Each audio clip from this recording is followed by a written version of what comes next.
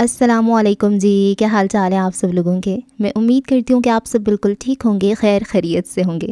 بہت زیادہ ریکویسٹ کے بعد حاضر خدمت ہے ناول ماسیل، جس کو لکھا ہے نور راجپوت نے۔ یہ ہم نے جو ناول پڑھا ہے نا، سلفائٹ، اس کا سیزن 2 ہے، قصہ بت سازوں کا۔ بغیر وقت ضائع کیے کرتے ہیں ناول کا آغاز۔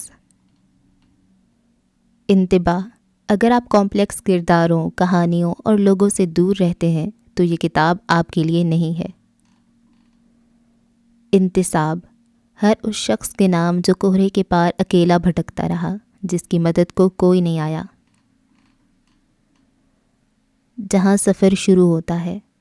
ہم نے کافی انتظار کیا ہے، ہم نے کافی سوچا ہے، ہم نے بہترین طویل وقت کی تلاش کی ہے۔ اب وقت آ گیا ہے۔ ہاں، وہ وقت جو بہترین سفر کو ساتھ لاتا ہے، ایک ایسا سفر جو آنے والے وقت کو بہتر بناتا ہے۔ ہاں، اب وقت ہو چکا ہے ایسے سفر کی شروعات کا جس کی منزل کی کسی کو بھی خبر نہیں، لیکن اس خوف سے ہم سفر کرنا نہیں چھوڑ سکتے کہ آؤ، چلو آؤ، ایک نئے سفر کی شروعات کرتے ہیں۔ ایسا سفر جو کسی قصہ کہانی کو ساتھ لائے۔ ہاں، تم جان لو اب کہ یہی وہ وقت ہے جب سفر شروع ہوتا ہے۔ سفر شروع ہو گیا ہے۔ جیا، کہاں جا رہی ہو؟ رک جاؤ، میری بات سنو۔ ماریا اسے ہر قیمت پر جانے سے روکنا چاہتی تھی، لیکن جیا نے جیسے سنا ہی نہیں۔ وہ اس کی بات کو انسنا کر کے اپنی دھن میں تیزی سے بھاگتے ہوئے آگے بڑھ رہی تھی۔ وہ ٹرین چھوڑنا نہیں چاہتی تھی۔ ریلوے اسٹیشن پہ لوگوں کا ہجوم تھا۔ بیگ کو کندھے پہ ڈالے جیا بنا پرواہ کیے آگے بڑھ رہی تھی۔ جیا جیا کی پکار کیے ماریا اس کے پیچھے بھاگ رہی تھی۔ جب جیا نے اس کی بات نہ سنی تو وہ زور سے چلائی، جیا! اس بار جیا کو رکنا پڑا۔ اس نے پلٹ کر دیکھا۔ ماریا کے چلانے پر کچھ لوگوں نے باقاعدہ پلٹ کر، جبکہ کچھ نے ایک پل رک کر اسے دیکھا تھا۔ وہ غصے سے تپے گال لیے اسے ہی گھور رہی تھی۔ اس کا سانس پھولا ہوا تھا۔ جیا نے ایک گہرا سانس فضا میں خارج کیا اور اونچی آواز میں ماریا سے کہا، تم چلی جاؤ ماریا، میں واپس نہیں پلٹ سکتی، میرا جانا بہت ضروری ہے۔ جیا نے جو بیگ پشت پر لٹکایا ہوا تھا اس کی دونوں سٹریپس کو کھینچتے کہا، تمہارا جانا فائنل ایگزام سے بھی زیادہ ضروری ہے۔ ماریا نے اسے جذباتی کرنا چاہا۔ وہ جانتی تھی جیا کے لیے اس کی پڑھائی کتنی اہم تھی، اور پھر یہاں تو معاملہ اس کے ایگزامز کا تھا، وہ بھی فائنل ایگزامز۔ میرا جانا مجھ سے بھی زیادہ ضروری ہے ماریا، اگر میں آج نہ گئی تو پھر اس سے کبھی نہیں مل پاؤں گی، میں وہ کہانی کبھی نہیں سن پاؤں گی۔ جیا نے شکست خوردہ لہجے میں کہا۔ وہ خود نہیں جانتی وہ ایسا کیوں کر رہی تھی۔ ریلوے اسٹیشن پر سیٹی کی آواز گونجنے لگی تھی۔ میں اگر اس سے آج نہ ملی تو شاید کبھی نہ مل پاؤں، جیا نے بے بسی سے کہا۔ ماریا نے الٹے قدموں چلتی اپنی اس اکلوتی دوست کو دیکھا جو دھیرے دھیرے اس سے دور ہو رہی تھی۔ سیاہ کھلی پینٹ پہ سفید رنگ کی شرٹ پہنے بہت پرجوش لگ رہی تھی، لیکن کہیں کہیں اس کے اندر ایک ڈر بھی تھا، ایک خوف، اس کے نہ ملنے کا خوف۔ اس کے بال پونی میں بندھے تھے، یہ اونچی پونی ٹیل اسے پر اعتماد بناتی تھی۔ اگر وہ آج نہ آیا اور تم اس سے نہ مل پائی تو؟ ماریا نے خدشہ ظاہر کیا تھا۔ وہ ابھی تک اونچی آواز میں باتیں کر رہی تھیں، بلکہ یوں کہنا ٹھیک تھا کہ باتیں سنا رہی تھی۔ میں جانتی ہوں وہ ضرور آئے گا، میرا دل کہہ رہا ہے، اور یہ ہوائیں بھی۔ کراچی کا موسم کافی خوشگوار ہو گیا تھا۔ رات کے 10 بجنے والے تھے۔ بادلوں کی گرج چمک پچھلے 1 گھنٹے سے جاری تھی۔ ماریا نے کچھ کہنا چاہا، لیکن اس کے الفاظ دم توڑ گئے۔ جانے کیوں اس کا دل ڈر سا گیا تھا، جانے اس کی دوست کن راہوں کی مسافر بننے جا رہی تھی۔ بارش شروع ہو گئی ہے، سب لوگ اپنا اپنا سامان سنبھالیں، کلی کی آواز گونجی تھی۔ لوگوں کے کپڑے ہوا سے اڑ رہے تھے۔ جیا نے سر اٹھا کر آسمان کو دیکھا۔ آج کی ہوائیں اسے اندر تک سرشار کر رہی تھیں۔ کوئی اور وقت ہوتا تو سب کے ساتھ مل کر وہ یہ خوبصورت موسم ضرور انجوائے کرتی، لیکن اس وقت اس کا جانا ضروری تھا۔ اس کا دل کہہ رہا تھا اس کا آج کا یہ سفر کسی مہم جوئی سے کم نہیں ہونے والا تھا۔ وہ پلٹی اور تیزی سے آگے بڑھ گئی۔ ماریا نے اسے دور تک جاتے دیکھا اور پھر واپس پلٹ گئی۔ رات کے پورے 10 بج چکے تھے۔ ٹرین کے کیبن اور سیٹس اس کی توقع سے زیادہ آرام دہ تھیں۔ اس نے کبھی خیبر میل سے سفر کرنے کا سوچا بھی نہیں تھا، اور اکیلے تو بالکل بھی نہیں۔ اس نے گہرا سانس لیا اور نیلے رنگ کی صوفے نما سیٹ پر بیٹھ گئی۔ اسے حیرانی ہو رہی تھی کہ ٹرین کے کیبن بھی اتنے اچھے ہو سکتے تھے۔ ہر کیبن میں الگ سے ٹی وی موجود تھا اور انٹرنیٹ کی سہولت تھی۔ لوگ آہستہ آہستہ ٹرین میں سوار ہو رہے تھے، وہ بھی اپنی کیبن میں اکیلی بیٹھی تھی۔ دل تیزی سے دھڑک رہا تھا، ایک خوف بھی تھا اور ایک اطمینان بھی۔ روزانہ سینکڑوں لڑکیاں اکیلے سفر کرتی ہیں، آج میں کر لوں گی تو کیا ہو جائے گا، ٹیک اٹ ایزی جیا، وہ اپنے آپ کو سمجھا رہی تھی۔ اس نے کندھے سے بیگ اتار کر پاس رکھا، کھڑکی کے پٹ کو اوپر کھینچ کر اسے کھول دیا۔ ٹھنڈی ہوا کے جھونکے نے اس کا استقبال کیا۔ باہر ہلکی ہلکی بارش ہو رہی تھی۔ ریلوے اسٹیشن پہ لگے برقی کمکموں کی روشنی میں یہ بارش اسے بہت دلکش لگی۔ جب اسے ٹھنڈ کا احساس ہوا تو بیگ سے شال نکال کر کندھوں پر پھیلا لی۔ پھر اس نے اپنا موبائل نکالا۔ اب اسے ایک ماریا کے فون پر ایک پیغام چھوڑنا تھا۔ میں جلد واپس آ جاؤں گی ماریا، میرے موم ڈیڈ سے کہنا وہ پریشان نہ ہو، ان کی یہ بیٹی اب بڑی ہو گئی ہے۔ میں جانتی ہوں یہ فائنل سیمسٹر ہے اور فائنل ایگزامز ہیں، لیکن یقین کرو سیمسٹر میں ریپیٹ کر لوں گی، لیکن اگر آج اس سے نہ ملی تو شاید کبھی نہ مل پاؤں، وہ کہانی کبھی نہ جان پاؤں جس کے لیے میں اتنی بے چین ہوں۔ دعا کرنا میں اپنے اس سفر میں کامیاب رہوں، اگر یہ ادھورا رہ گیا تو میری ذات میں خلا رہ جائے گا جو کبھی نہیں بھرے گا۔ میں تو یہ بھی نہیں جانتی کہ وہ آج واقعی آئے گا یا نہیں، لیکن ایک امید ہے کہ آئے گا اور میں اسے ڈھونڈ لوں گی۔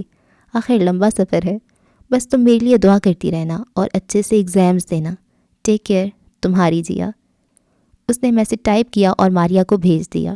اس کے بعد اس نے فون کو بند کر دیا۔ ابھی صرف اسے اس نئے سفر کے آغاز کو دل بھر کے انجوائے کرنا تھا۔ بارش تیز ہونے لگی تو کھڑکی کے پٹ کو نیچے کی جانب کھینچ کر اسے بند کر دیا اور آنکھیں بند کر کے سیٹ سے پشت ٹکا لی۔ اس کا چہرہ تمتما رہا تھا، اس کے لب ہولے سے پھڑ پھڑائے۔ And where the journey begins. میرا نام ایمان ہے اور میں 9th کلاس میں پڑھتی ہوں۔ میری کوئی دوست نہیں ہے، میں اکیلی ہوں۔ مجھے دوست بنانے نہیں آتے کیونکہ میں زیادہ بول نہیں پاتی اور میں جلدی ڈر جاتی ہوں۔ مجھے ڈر لگتا ہے لوگوں سے، اور مجھے دوستوں سے بھی ڈر لگتا ہے کیونکہ وہ دھوکہ دیتے ہیں۔ میں اپنے دل کی باتیں کسی سے بھی نہیں کرتی۔ مجھے سب اسکول میں کہتے ہیں کہ میں خاموش رہتی ہوں، لیکن مجھے اچھا لگتا ہے خاموش رہنا۔ پر ہاں، کبھی کبھی میرا دل چاہتا ہے میں بہت سا بولوں، سب کچھ جو میرے دل میں ہے، پر پھر مجھے ڈر لگتا ہے کہ لوگ مجھ پر ہنسیں گے۔ اس لیے آج میں نے اسکول کی کینٹین سے یہ ڈائری خریدی ہے۔ اب سے میں اپنی ساری باتیں اس میں لکھا کروں گی اور اسے چھپا کر رکھوں گی، سب سے چھپا کر۔ وہ لکھنے میں مگن تھی، مگر پھر اچانک عجیب سے احساس سے وہ چونکی اور اس کا لکھتا ہاتھ کانپ کر رک سا گیا۔ دل کی دھڑکن بڑھ گئی تھی۔ اس نے جیسے سانس روکنے کی کوشش کی اور پھر ہولے ہولے گردن موڑ کر اپنی بائیں جانب دیکھا۔ کچھ فاصلے پر کھڑے شخص کے قدموں پر اس کی نظر پڑی۔ وہ جان گئی تھی آنے والا کون تھا۔ اس نے خشک ہونٹوں پہ زبان پھیری اور ڈرتے ڈرتے سر اٹھا کر اس شخص کے چہرے کی جانب دیکھا۔ یہاں کیا کر رہی ہو تم؟ غصے سے بھری آواز اس کی سماعت سے ٹکرائی۔ وہ کانپ اٹھی تھی۔ وہ ہکلائی تھی، کچھ بول نہ پائی، جھٹ سے ڈائری بند کی۔ میں نے تمہیں چھت پر آنے سے منع کیا تھا نا، پھر کیوں آئی ہو یہاں؟ سرخ آنکھیں لیے وہ اسے گھور رہا تھا۔ وہ میں ہوم ورک کرنے آئی تھی۔ اس نے جلدی سے پاس رکھی کتابیں اور بیگ اٹھایا اور لڑکھڑاتے کھڑی ہوئی۔ اس آدمی کی نظر اس ڈائری پر پڑ چکی تھی جسے اس نے زور سے سینے سے چپکا رکھا، یوں جیسے وہ سامنے کھڑے شخص سے اسے چھپا رہی ہو۔ اس آدمی نے اسے سر سے پاؤں تک دیکھا۔ وہ اب بچی نہیں رہی تھی، اس کا قد بڑھ چکا تھا۔ وہ دبلی پتلی سی لڑکی دن بدن نکھرتی جا رہی تھی، البتہ اس کے چہرے پر ابھی بھی معصومیت تھی۔ جاؤ یہاں سے اور آئندہ مجھے یہاں نظر مت آنا، حکم دیا گیا تھا، اور وہ لڑکی اپنا بیگ اور کتابیں اٹھائے سیڑھیوں کی جانب بھاگی تھی۔ چند لمحوں بعد وہ نیچے اپنے کمرے میں تھی۔ کمرے کا دروازہ وہ لاک کر چکی تھی۔ کتابیں اور بیگ اس نے بے دلی سے بیڈ پہ پھینک دیے تھے۔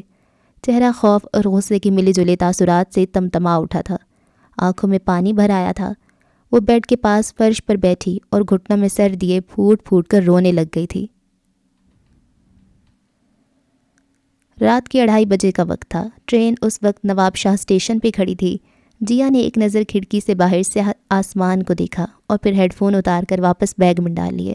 وہ اب تک تقریباً ٹرین کے آدھے سے زیادہ کیبن دیکھ چکی تھی، پر وہ اسے کہیں بھی نظر نہیں آیا تھا، لیکن اس نے امید نہیں توڑی تھی۔ وہ جانتی تھی یہ سفر اسے اس شخص سے ضرور ملوانے والا تھا جس سے ملنے کو وہ بےتاب تھی، جسے ڈھونڈنے وہ گھر سے بھاگ آئی تھی۔ اگر وہ یہاں ہوا بھی تو میں اسے کیسے پہچانوں گی؟ وہ کافی بدل گیا ہوگا نا؟ اس کے ذہن نے اپنا پہلا پتا پھینکا تھا۔ مجھے محسوس ہو جائے گا جب وہ میرے سامنے آئے گا، دل نے ہولے سے جواب دیا تھا، اور پھر دل و دماغ کی جنگ میں کبھی کبھی دل بازی مار ہی لیتا ہے۔ آپ کیا کہتے ہیں ڈاکٹر صاحب، ان کی اس حالت کی وجہ کیا ہے؟ اس نے گلاس ونڈو کے اس پار بیڈ پہ بیٹھی اس لڑکی کو دیکھتے پوچھا جو اپنے سامنے رکھی نوٹ بک سے ایک ایک کر کے صفحے پھاڑ رہی تھی، اور ہر صفحہ پھاڑنے کے بعد وہ کچھ بولتی تھی۔ اس نے ایک صفحہ پھاڑا اور بڑبڑائی، سیاہ۔ پھر اس نے جلدی سے دوسرا صفحہ پھاڑا اور سفید کا لفظ اس کی زبان سے پھسلا۔ وہ غور سے اسے دیکھ رہا تھا، اس کی ایک ایک حرکت کو وہ اپنے جسم اور روح کی تمام حسیات سے محسوس کر رہا تھا۔ سیاہ کا لفظ جب وہ بولتی تھی تب اس کے چہرے پر ڈر دکھائی دیتا تھا اور سفید لفظ پر بے بسی ابھر آتی تھی۔ ایک ناقابل بیان تکلیف کے آثار نظر آتے تھے۔ اس کا یہ کام بالکل ویسا ہی ہے جیسے کوئی نازک حسینہ کسی سرخ گلاب سے کھیل رہی ہو، اس کی ساری پتیاں ایک ایک کر کے اتار رہی ہو اور پھر ایک پتی پر کہتی ہو وہ مجھ سے محبت کرتا ہے، جبکہ دوسری پر نہیں، وہ مجھ سے محبت نہیں کرتا۔ کھیل پرانا تھا لیکن انداز نیا۔ اس نئے کھیل میں سیاہ اور سفید دونوں لفظ اسے تکلیف دے رہے تھے۔ سیاہ سفید، سیاہ سفید۔ اس کے ہاتھوں میں تیزی آ گئی تھی۔ اس نے ایک بار بھی سر اٹھا کر آس پاس نہیں دیکھا۔ اسے کسی کی پرواہ نہیں تھی اور شاید وہ کسی اور کو محسوس بھی نہیں کر سکتی تھی۔ جیسے جیسے نوٹ بک کے صفحے کم ہو رہے تھے ویسے ویسے اس کے چہرے پر خوف اور ڈر بڑھتا جا رہا تھا۔ فی الحال کچھ بھی کہنا مشکل ہے، البتہ ہم نے ایک تجربہ کیا ہے اور اس سے یہ جانا ہے کہ یہ لڑکی رنگوں سے خوف زدہ ہے، پر سبھی رنگوں سے نہیں، صرف 2 رنگ۔ آئیے میں آپ کو دکھاتا ہوں۔ ڈاکٹر نے گہرا سانس لیتے ہوئے اس کی بات کا جواب دیا تھا، تبھی کمرے کا دروازہ کھلا اور ایک نرس 2 سویٹر لے کر کمرے میں داخل ہوئی، ایک سفید سویٹر اور ایک سیاہ۔ باہر کھڑی دوسری نرس نے کمرے کے باہر لگے بٹن کو دبایا۔ اچانک کمرے کا درجہ حرارت گرنے لگا تھا۔ یہ اس لیے کیا گیا تھا کہ وہ لڑکی ٹھنڈ لگنے پر کون سا سویٹر اٹھانے والی تھی، پر اس نے ایک بار بھی سر اٹھا کر دونوں نرسوں کو نہیں دیکھا۔ وہ پوری توجہ سے اپنے کام میں مگن رہی۔ سیاہ اور سفید کی گردان اسی تباتر سے جاری تھی۔ کمرے میں چاروں جانب کاغذ بکھرے پڑے تھے۔ کمرے کا درجہ حرارت 5 ڈگری پہ گرا تو اس کے ہاتھ اچانک تھم سے گئے۔ اسے شاید ٹھنڈ محسوس ہوئی تھی۔ اس نے سر اٹھا کر دیکھا تو ایک نرس 2 سویٹر لیے اس کے سامنے کھڑی تھی۔ وہ اسے ایک سویٹر لینے کو کہہ رہی تھی تاکہ ٹھنڈ سے بچ سکے، پر لڑکی کی نظر جیسے ہی سیاہ سویٹر پر پڑی وہ ڈر کر پیچھے ہوئی۔ وحشت اس کی آنکھوں اور چہرے دونوں سے جھلک رہی تھی۔ اس کا تنفس تیزی سے بڑھ رہا تھا، اس کی آنکھیں پھیل سی گئی تھیں۔ یہ سب واضح کر رہا تھا کہ اسے سیاہ رنگ سے خوف محسوس ہوتا تھا اور وہ اسے خوف زدہ تھی۔ اس نرس نے سیاہ سویٹر والا ہاتھ اپنی کمر کے پیچھے کر لیا جبکہ سفید سویٹر اس کی جانب بڑھایا۔ اب لڑکی نے جیسے ہی سفید رنگ کو دیکھا تو اس کے چہرے کے تاثرات تبدیل ہوئے۔ خوف اور وحشت کی جگہ اب غصے اور نفرت نے لے لی تھی۔ اس کی آنکھیں نم ہونے لگی تھیں۔ اس نے سفید رنگ کو دیکھ کر نفرت سے منہ موڑا اور پھر اس نے تکیہ اٹھایا اور اسے زور سے سینے کے ساتھ لگا لیا اور پھر سکڑ کر بستر پر لیٹ گئی۔ باہر کھڑا شخص یہ منظر سپاٹ چہرہ لیے دیکھ رہا تھا۔ کمرے کا ٹمپریچر نارمل کیا جائے، اس نے برف لہجے میں ڈاکٹر سے کہا، لیکن ابھی ہمیں یہ دیکھنا ہے کہ زیادہ ٹھنڈ لگنے پر وہ کون سا کلر چوز کرتی ہے، اس سے پتہ چلے گا کہ وہ کس کلر سے زیادہ خوفزدہ ہے۔ میں نے کہا ٹمپریچر نارمل کریں، وہ آپ کا کوئی تجرباتی نمونہ نہیں ہے بلکہ ایک انسان ہے۔ وہ ڈاکٹر کی بات کاٹتے دبے دبے لہجے میں چلایا تھا۔ اس کا چہرہ ضبط کے باعث سرخ ہو چکا تھا جبکہ آنکھوں میں دھندلاہٹ سی اتر آئی تھی۔ اس نے بلا وجہ ہی سینہ مسلا تھا جیسے اندر کچھ جل رہا ہو۔ ڈاکٹر کے اشارے پر نرس دونوں سویٹر لیے کمرے سے باہر نکل آئی تھی جبکہ دوسری نرس نے بٹن دبا کر کمرے کا ٹمپریچر 28 ڈگری پر کر دیا۔ میں شام میں واپس آؤں گا اور انہیں یہاں سے لے جاؤں گا، اس نے اسی سرد و سپاٹ لہجے میں کہا جبکہ نگاہیں ابھی تک گلاس ونڈو کے اس پار سنگل بیڈ پہ لیٹی اس نازک سے وجود پر جمی تھیں جو ہولے ہولے کانپ رہا تھا۔ شاید وہ رو رہی تھی۔ وہ جبڑے بھینچتا واپس پلٹا اور راہداری میں تیز تیز آگے بڑھنے لگا۔ مسٹر جبیر، ڈاکٹر کی پکار پر اس کے قدم ساکت ہوئے۔ آپ پیشنٹ کو یہاں سے ایسے نہیں لے جا سکتے جب تک کہ آپ پیشنٹ سے اپنا رشتہ واضح نہ کریں۔ ڈاکٹر نے لہجے کو ہموار بنانے کی مکمل کوشش کی تھی مگر وہ اس میں فیل ہو گیا۔ بات کے آخر میں اس کا لہجہ دھیما پڑا تھا۔ چند لمحے خاموشی چھائی رہی، پھر ایک آواز گونجی تھی، شی از مائی وائف۔ کہنے والا کہہ کر رکا نہیں تھا، وہ لمبے لمبے ڈگ بھرتا راہداری میں کہیں غائب ہو گیا تھا جبکہ ڈاکٹر کے چہرے پر کئی ساری الجھنیں ایک ساتھ ابھر آئی تھیں۔ وائف؟ اس نے زیر لب بڑبڑایا اور پھر گلاس ونڈو کے اس پار لیٹے وجود کو دیکھا جسے نرس سکون آور انجیکشن لگا رہی تھی۔ ڈاکٹر بری طرح سے گھم گیا تھا۔ وہ کئی لمحے وہیں کھڑا رہا اور پھر سر جھٹک کر آگے بڑھ گیا۔ کیا تمہارے براعظم میں سبھی لڑکیاں ایسی ہوتی ہیں؟ کیسی؟ دونوں ہاتھوں میں بیگ تھامے اس نے تیز تیز چلتے پوچھا، ڈرپوک؟ روز جانتی تھی یہ لفظ سن کر وہ ضرور رکے گی، اور وہ رک گئی۔ وہ کچھ دیر ساکت نظروں سے روز کو دیکھتی رہی۔ شام کا اندھیرا پھیل چکا تھا اور رہی صحیح کسر خراب موسم نے پوری کرتی تھی۔ روز اسٹریٹ لیمپ کی مدھم روشنی میں اس کے چہرے کے تاثرات نہ جانچ پائی۔ ہاں، ہم ڈرپوک ہیں، اس نے ہولے سے جواب دیا تھا اور پھر تیزی سے پتلی گلی میں داخل ہو گئی جو مین اسٹریٹ سے مڑتی تھی۔ ایک ذرا سا موسم کیا خراب ہوا، تم تو ایسے بھاگی ہو مارکیٹ سے جانے جیسے کتنا بڑا طوفان آ گیا ہو۔ روز غصے سے چلائی، رک جاؤ ایما، اور اسے رکنا پڑا۔ ان دونوں نے دونوں ہاتھوں میں بیگ تھام رکھے تھے جن میں کھانے پینے کی اشیاء تھیں، وہ خریداری کرنے گئی تھیں۔ تم جانتی ہو روز، مجھے رات کی بارش اور ایسے موسم سے خوف آتا ہے، تو ہمیں جلدی گھر پہنچنا چاہیے، اس نے بے بسی سے جواب دیا۔ تیز تیز چلنے کے باعث اس کا سانس پھول چکا تھا۔ ابھی بارش شروع نہیں ہوئی ہے، پر مجھے کچھ عجیب نظر آیا ہے، روز نے مین اسٹریٹ کے آخر میں بنے ایک چھوٹے سے گھر کو دیکھتے کہا۔ اس کی آنکھوں میں چمک تھی۔ وہ 2 قدم چلتے آگے آئی اور روز کی نظروں کے تعاقب میں دیکھا۔ اس گھر کے باہر ایک ٹیرٹ لکھا تھا۔ ہم وہاں جا رہے ہیں۔ میں کافی دنوں سے جانے کا سوچ رہی تھی، لیکن اکثر اس گھر کا دروازہ بند ہی رہتا ہے، پر آج کھلا ہوا ہے۔ روز اپنے قدم اس گھر کی جانب بڑھا چکی تھی۔ ہوا کی پہلے جھونکے نے ان دونوں کو چھوا تھا۔ گرم موسم میں بارش کی یہ پہلی ٹھنڈی ہوا اس سے اندر تک سرشار کر گئی تھی، لیکن پھر بادلوں کی گرج نے اسے ڈرا دیا۔ تم پاگل ہو گئی ہو روز، ہم وہاں نہیں جا سکتے، ہمارے پاس سامان ہے، اس نے دونوں بازوؤں کو تھوڑا اوپر اٹھاتے کہا تھا۔ گلی سے اکا دکا لوگ گزر رہے تھے جو ان دونوں کی بے تکی باتیں سنتے اور سر جھٹک کر آگے بڑھ جاتے۔ دائیں جانے والے مکان سے انکل باہر نکل کر اپنے پرانے ماڈل کی گاڑی پر کپڑا ڈال رہے تھے۔ انہیں اپنی یہ گاڑی بہت عزیز تھی۔ روز اس گھر میں داخل ہو چکی تھی، جبکہ وہ کچھ دیر کھڑی رہی، پھر تیز تیز قدم اٹھاتی اس گھر کی جانب چلنے لگی۔ اسے یوں سامان اٹھا کر کسی کے گھر میں گھسنا عجیب لگ رہا تھا، لیکن اس کے سوا کوئی چارہ بھی نہیں تھا۔ باہر بارش شروع ہو چکی تھی۔ پچھلے 10 منٹوں سے وہ کھڑکی کے پاس بیٹھی باہر برستی طوفانی بارش کو دیکھ رہی تھی۔ سیاہ پتھریلی صاف ستھری سڑک پہ بارش کا پانی اسٹریٹ لیمپ کی روشنی اور بجلی کی چمک میں شفاف دکھائی دے رہا تھا، یوں جیسے کسی سمندر کی لہریں امڑ رہی ہوں۔ یہ ایک چھوٹا سا کمرہ تھا اور بہت ہی عجیب سا تھا۔ چاروں جانب دیواروں پر کارڈز اور عجیب و غریب سی تصویریں لگی تھیں۔ وہ پہلے کبھی ایسے کسی عورت یا مرد کے پاس نہیں گئی تھی جو کارڈ سے مستقبل بتاتے ہوں۔ ہاں، ٹھیک سمجھے، یہ ایک ٹیرٹ کا گھر تھا جو اس وقت بڑی سی میز کی دوسری جانب بیٹھی تھی اور اس کے سامنے روز بیٹھی تھی۔ کمرے میں برائے نام روشنی تھی، شاید اس پورے گھر میں بجلی ہی نہیں تھی۔ یہ مدھم سی روشنی بھی کونے میں لٹکی اس لالٹین کی تھی جس کی شمع پھڑپھڑا رہی تھی۔ کمرے میں عجیب سی بو پھیلی تھی۔ وہ کھڑکی کے پاس بیٹھی باہر سے آنے والی بارش کی ہوا اور خوشبو سے دم گھٹنے کو بچانے کی کوشش کر رہی تھی۔ وہ ٹیرٹ عورت دکھنے میں تھوڑی عجیب سی تھی، چھوٹے بال، پھیلی ہوئی ناک، موٹا جسم اور چھوٹا قد۔ نہ جانے وہ کیا باتیں کر رہی تھیں۔ اس نے ایک نظر ان دونوں کو دیکھا اور پھر رخ باہر کی جانب کر لیا۔ اس سے پریشانی تھی کہ وہ اب فلیٹ تک کیسے پہنچیں گی۔ یہاں سے فلیٹ تک کا راستہ 2 منٹ کا تھا، لیکن اس طوفانی بارش میں وہ ایک پل کے اندر اندر پوری بھیگ جاتی۔ آؤ ایما، تم بھی ٹرائی کرو۔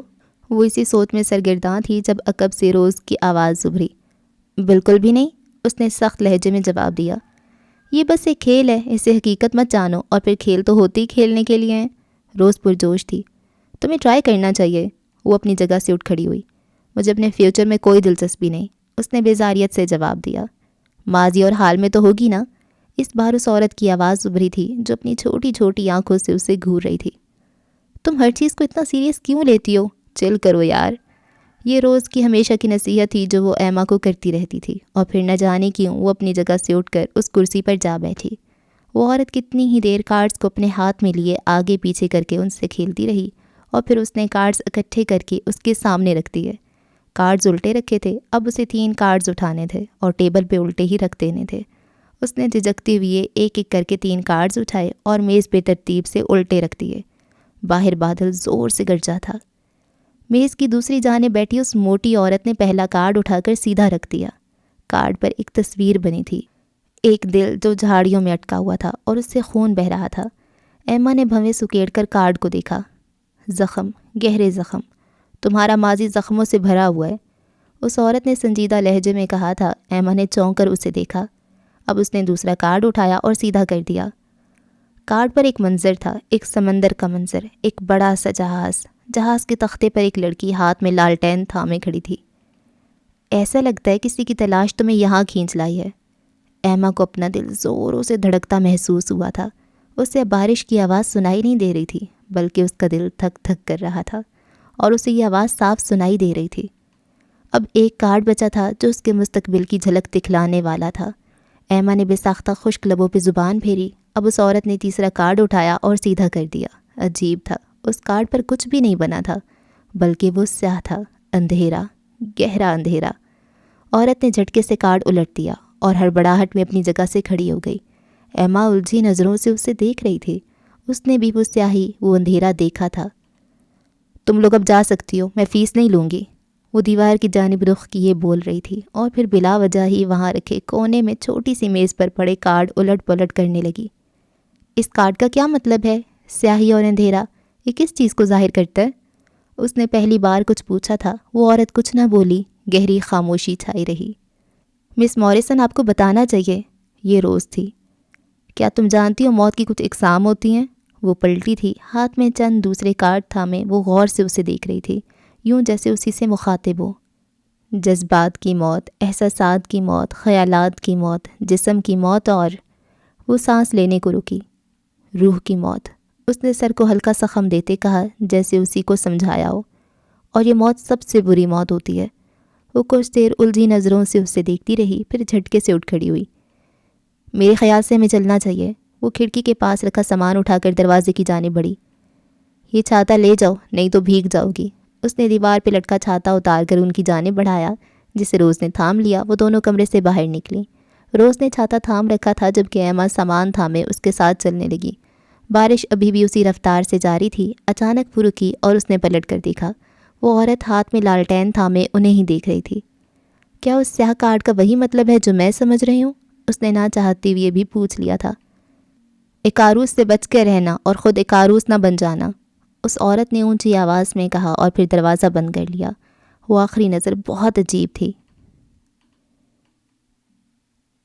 قصہ گو، کیا تم نے کبھی دیکھا ہے کسی ریلوے اسٹیشن کے باہر بیٹھا وہ شخص، مٹی سے اٹے سرمئی بال لیے، پیشانی پر زندگی کی لکیریں کھینچے، وقت کو وقت کی قید سے آزاد کرتا وہ قصہ گو، جس کے قصے سن کر اکثر مسافر رستہ بھول جائیں، بھولے منزل پا جائیں، خاموشی باتیں کرنے لگے اور اکثر بولتے بولتے لوگ چپ ہو جائیں۔ وہ قصہ گو کہ جس کے قصے سن کر زرد پتے بنا ہوا ہی اڑنے لگیں، وہ قصہ گو جس کے قصے سن کر اکثر لوگ خود ہی قصہ بن جائیں۔ میں کبھی تمہیں کسی پاگل قید خانے میں قید نظر آئی تو جان لینا اس کی وجہ تم ہوگے۔ جانے کیسے الفاظ تھے جو فضاؤں میں نقش ہو کر رہ گئے۔ وقت ان لفظوں کو تھامے سست روی سے گزر رہا تھا۔ کچھ یادیں، کچھ باتیں انمٹ نقوش چھوڑ جاتی ہیں۔ یہ الفاظ بھی کچھ ایسے ہی تھے، بالکل ویسے جیسے کسی نے مردوں کے زندہ ہونے کے دن بھی نہ ملنے کی قسم کھائی تھی، بالکل ویسے ہی جو درد اور تکلیف کی آخری حد پر آ کر بولے گئے ہوں۔ سننے والوں نے تب ان پر توجہ نہ دی اور پھر وقت نے اس بے قدری کا بدلہ لیا۔ ٹرین کے رکنے پر اسے جھٹکا لگا اور اس نے دھیرے سے آنکھیں کھول دیں۔ اب ٹرین کے ہارن کی آواز سنائی دے رہی تھی۔ 7:15 ہو رہے تھے۔ باہر شام نے اپنے پر پھیلا دیے تھے۔ اس وقت ٹرین لاہور کینٹ اسٹیشن پر رکی تھی۔ لوگ تیزی سے ٹرین میں چڑھ رہے تھے اور کچھ مسافر اتر رہے تھے کیونکہ وہ اپنی منزل پر پہنچ چکے تھے۔ ٹرین یہاں صرف 2 منٹ کے لیے رکی تھی۔ اس نے شال کو اپنے گرد لپیٹا اور سیٹ سے پشت ٹکا لی۔ کچھ لمحے اسٹیشن پر بیٹھے لوگوں کو دیکھتا رہا اور پھر سے آنکھیں موند لیں۔ کیا میں یہاں بیٹھ سکتی ہوں؟ ایک نسوانی آواز اس کی سماعت سے ٹکرائی تھی۔ اس کا پورا کیبن خالی تھا۔ وہ اکیلا ہی اب تک کا سفر طے کر کے آیا تھا، لیکن اب کسی لڑکی کی موجودگی غیر متوقع تھی، خاص طور پر ایسے لمحات میں جب اس کے تصور کے پردے پر کوئی پورے حق سے براجمان تھی۔ 1 2 3 4 5 7 اور پھر 10 منٹ گزر گئے۔ اس نے آنکھیں نہ کھولیں۔ ٹرین کب چلی اسے کوئی خبر نہ ہوئی۔ پورے 10 منٹ بعد پھر سے ایک شکوہ بھری آواز اس کے ارد گرد ابھری۔ اس کا رواں رواں سماعت میں ڈھل گیا۔ میں کبھی تمہیں کسی پاگل خانے میں قید نظر آئی تو جان لینا اس کی وجہ تم ہوگے۔ اس نے پٹ سے آنکھیں کھول دیں۔ جانے کیوں آج کل اس کے یہ الفاظ بہت تنگ کرنے لگے تھے۔ وہ جب بھی آنکھیں بند کرتا تھا وہ سامنے آ جاتی تھی۔ بڑی بڑی سیاہ آنکھوں میں آنسو لیے وہ اسے ہی دیکھ رہی ہوتی تھی۔ وہ اب اسے بہت تنگ کرنے لگی تھی۔ کچھ دیر وہ خالی خالی نظروں سے کھڑکی کے اس پار تیزی سے پیچھے گزرتے نظاروں کو دیکھتا رہا اور پھر اس نے جیب سے سگریٹ نکال کر جلا لی۔ دھوئیں کے مرغولے ہوا میں اڑنے لگے تھے۔ تب اسے خیال آیا اس نے کسی لڑکی کی آواز سنی تھی، پر اس کا کیبن خالی تھا، وہاں کوئی لڑکی نہیں تھی۔ یہ اس کا وہم تھا یا حقیقت، وہ فرق نہ کر پایا۔ سگریٹ پھونکنے کے بعد اس نے پھر سے آنکھیں موند لیں۔ وہ کہاں جا رہا تھا وہ خود نہیں جانتا تھا۔ اس کا ذہن باہر گزرتے نظاروں کی طرح ماضی کی بھول بھلائیوں میں بھٹکنے لگا تھا۔ وہ پوری توجہ سے اپنے کام میں مگن تھا جب دروازے پر دستک ہوئی۔ سر، مس شنایا آپ سے ملنے آئی ہیں۔ سیاہ پینٹ کوٹ پہنے، بالوں کو پونی ٹیل میں قید کیے ایک عورت دروازے پر نمودار تھی۔ وہ حلیے سے سیکرٹری لگ رہی تھی، جبکہ اس کی انگلیاں مہارت سے کام کر رہی تھیں۔ وہ اب پروں کو ایک خاص طرح کی شکل دے رہا تھا۔ کتنی دل جمعی سے وہ اپنا کام کر رہا تھا۔ لڑکی کچھ دیر اس کے جواب کے انتظار میں کھڑی رہی اور پھر پلٹ گئی۔ کچھ ہی دیر بعد ہیل کی ٹک ٹک کی آواز ابھری جو اب قریب ہوتی جا رہی تھی اور پھر عین قریب پہنچ کر رک گئی۔ دروازے پر اب شنایا کھڑی تھی۔ میں جانتی تھی تم اسٹوڈیو میں ہی ملو گے۔ وہ جو چند پل کے لیے دروازے پر ٹھہری تھی پھر سے ٹک ٹک کرتی اندر داخل ہوئی۔ سرخ رنگ کے ریشمی ٹاپ میں وہ ہمیشہ کی طرح غضب لگ رہی تھی۔ وہ اس کے عین سامنے آ کر رکی اور اس کی مہارت دیکھنے لگی۔ آمیزے سے بھرے ہاتھ، وہ مٹی کو اپنی لمبی انگلیوں سے کس قدر دلکش بنا رہا تھا۔ وہ کبھی اس کے ہاتھوں کو تکتی اور کبھی اسے دیکھنے لگ جاتی۔ سیاہ گہرے بال جو پیچھے کی جانب سیٹ تھے، گندمی رنگت اور صاف ستھری جلد پر ہلکی بڑی ہوئی داڑھی، شنایا نے بے ساختہ نظریں چرائی تھیں۔ وہ جانتی جب تک وہ اپنا کام ختم نہیں کر لیتا اس کی کسی بات کا جواب نہیں دیتا۔ اس نے کندھے پہ لٹکا بیگ میز پہ رکھا اور ہولے سے بڑبڑائی۔ اکاروس گرتے ہی ہنس پڑا، پیچھے کی جانب سر گراتے ہوئے وہ ہواؤں میں چلایا۔ اب وہ اس کے ارد گرد گھومنے لگی تھی اور ساتھ فیونا کی ایک اور اس کے بارے میں لکھی گئی وہ یادگار نظم پڑھنے لگی تھی۔ اس نے اپنے بازو پھیلا دیے۔ وہ ہنستا رہا۔ وہ کام کرتے شخص کے گرد ایک چکر مکمل کاٹ چکی تھی۔ اس کے منہ سے کاروس کے بارے میں سن کر اس کے ہاتھ کچھ پل کو تھمے تھے، لیکن پھر سے وہ اپنے کام میں مگن ہو گیا۔ وہ ایک چکر مکمل کرنے کے بعد رکی نہیں، آہستہ آہستہ قدم بڑھاتی وہ دوبارہ دائرے میں چلنے لگی۔ ہیل کی ٹک ٹک اسی تواتر سے گونج رہی تھی۔ موم نے اس کی جلد کو جھلسا دیا۔ اس کی پیٹھ، اس کی رانوں، اس کے ٹخنوں، اس کے پاؤں کے نیچے دہکتی ہوئی پگڈنڈیاں دوڑیں۔ وہ یقیناً پوری نظم یاد کر کے آئی تھی۔ اس کی انگلیوں کے پیچھے موت سے بچانے کے لیے اس کے پنکھ دعاؤں کی طرح تیر رہے تھے۔ اس کے کندھوں کے پیچھے پنکھوں کے قریب موت نے جلتے بوسوں کا سانس لیا اور سورج نے ہر چیز کو جلا کر سونا بنا دیا۔ وہ اپنی نظم مکمل کرنے کے بعد جہاں سے چلی تھی وہیں رک گئی اور اس کے ساتھ ہی اس کے حرکت کرتے ہاتھ بھی رک گئے۔ وہ ایک عروس کے کس قدر دلکش پنکھ بنا چکا تھا۔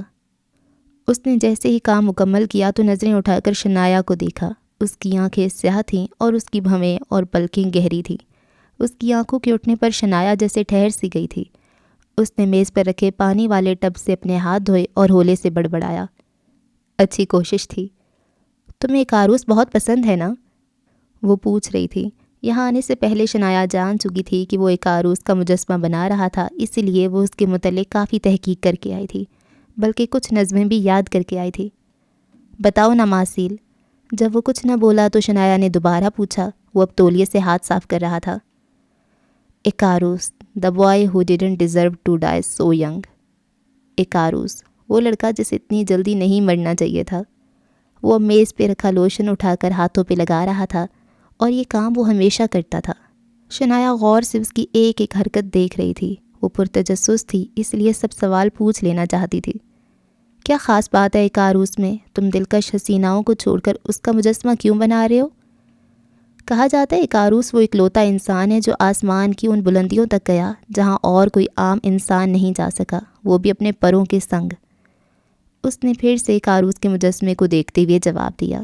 اس کا پورا اسٹوڈیو مجسموں سے بھرا ہوا تھا، خوبصورت، پرکشش اور عجیب و غریب مجسمے۔ وہ ماسیل تھا، ایک بت ساز، اور اسے خاص مجسمے بنانے کا شوق تھا۔ اس بار اس نے ایک عروس کا مجسمہ بنایا جو ابھی ادھورا تھا اور اس پر وہ کافی محنت کر رہا تھا۔ مجھے یہ بات کچھ ہضم نہیں ہوئی، شنایا نے دھیرے سے کہا۔ کون سی بات؟ وہ مجسمے کے گرد گھوم کر اس کا معائنہ کر رہا تھا کہ جتنا اس نے بنا لیا تھا اس میں کوئی کمی تو نہیں رہ گئی تھی۔ تم جس مذہب سے تعلق رکھتے ہو اس کے بارے میں تو میں نے بہت کچھ سنا ہے۔ وہ جھجکتے ہوئے کہہ رہی تھی۔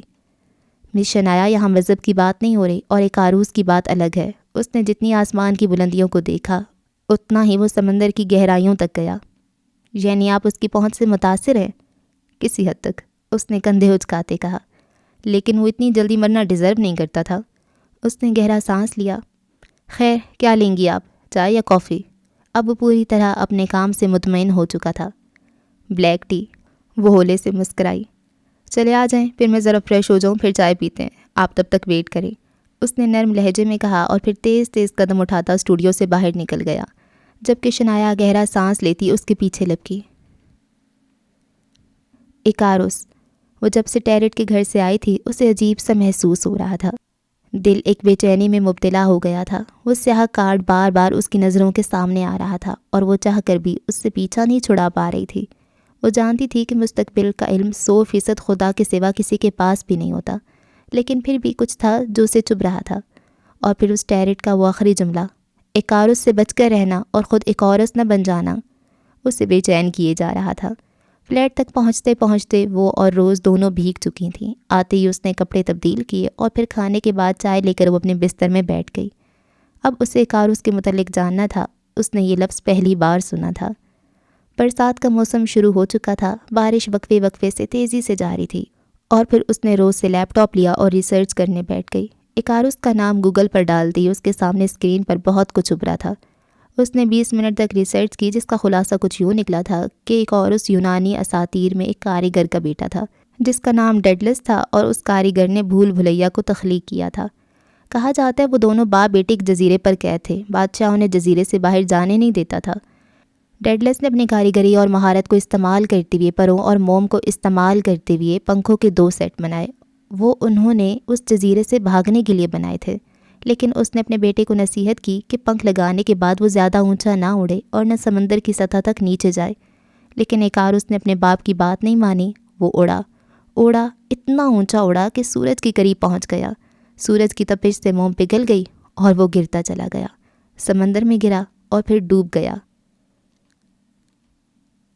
سورج کی تپش نے ایکاروس کے پنکھوں میں موجود موم کو پگھلا دیا اور وہ گرتا چلا گیا۔ وہ سمندر میں گرا اور ڈوب گیا۔ وہ کبھی نہ ابھر پایا۔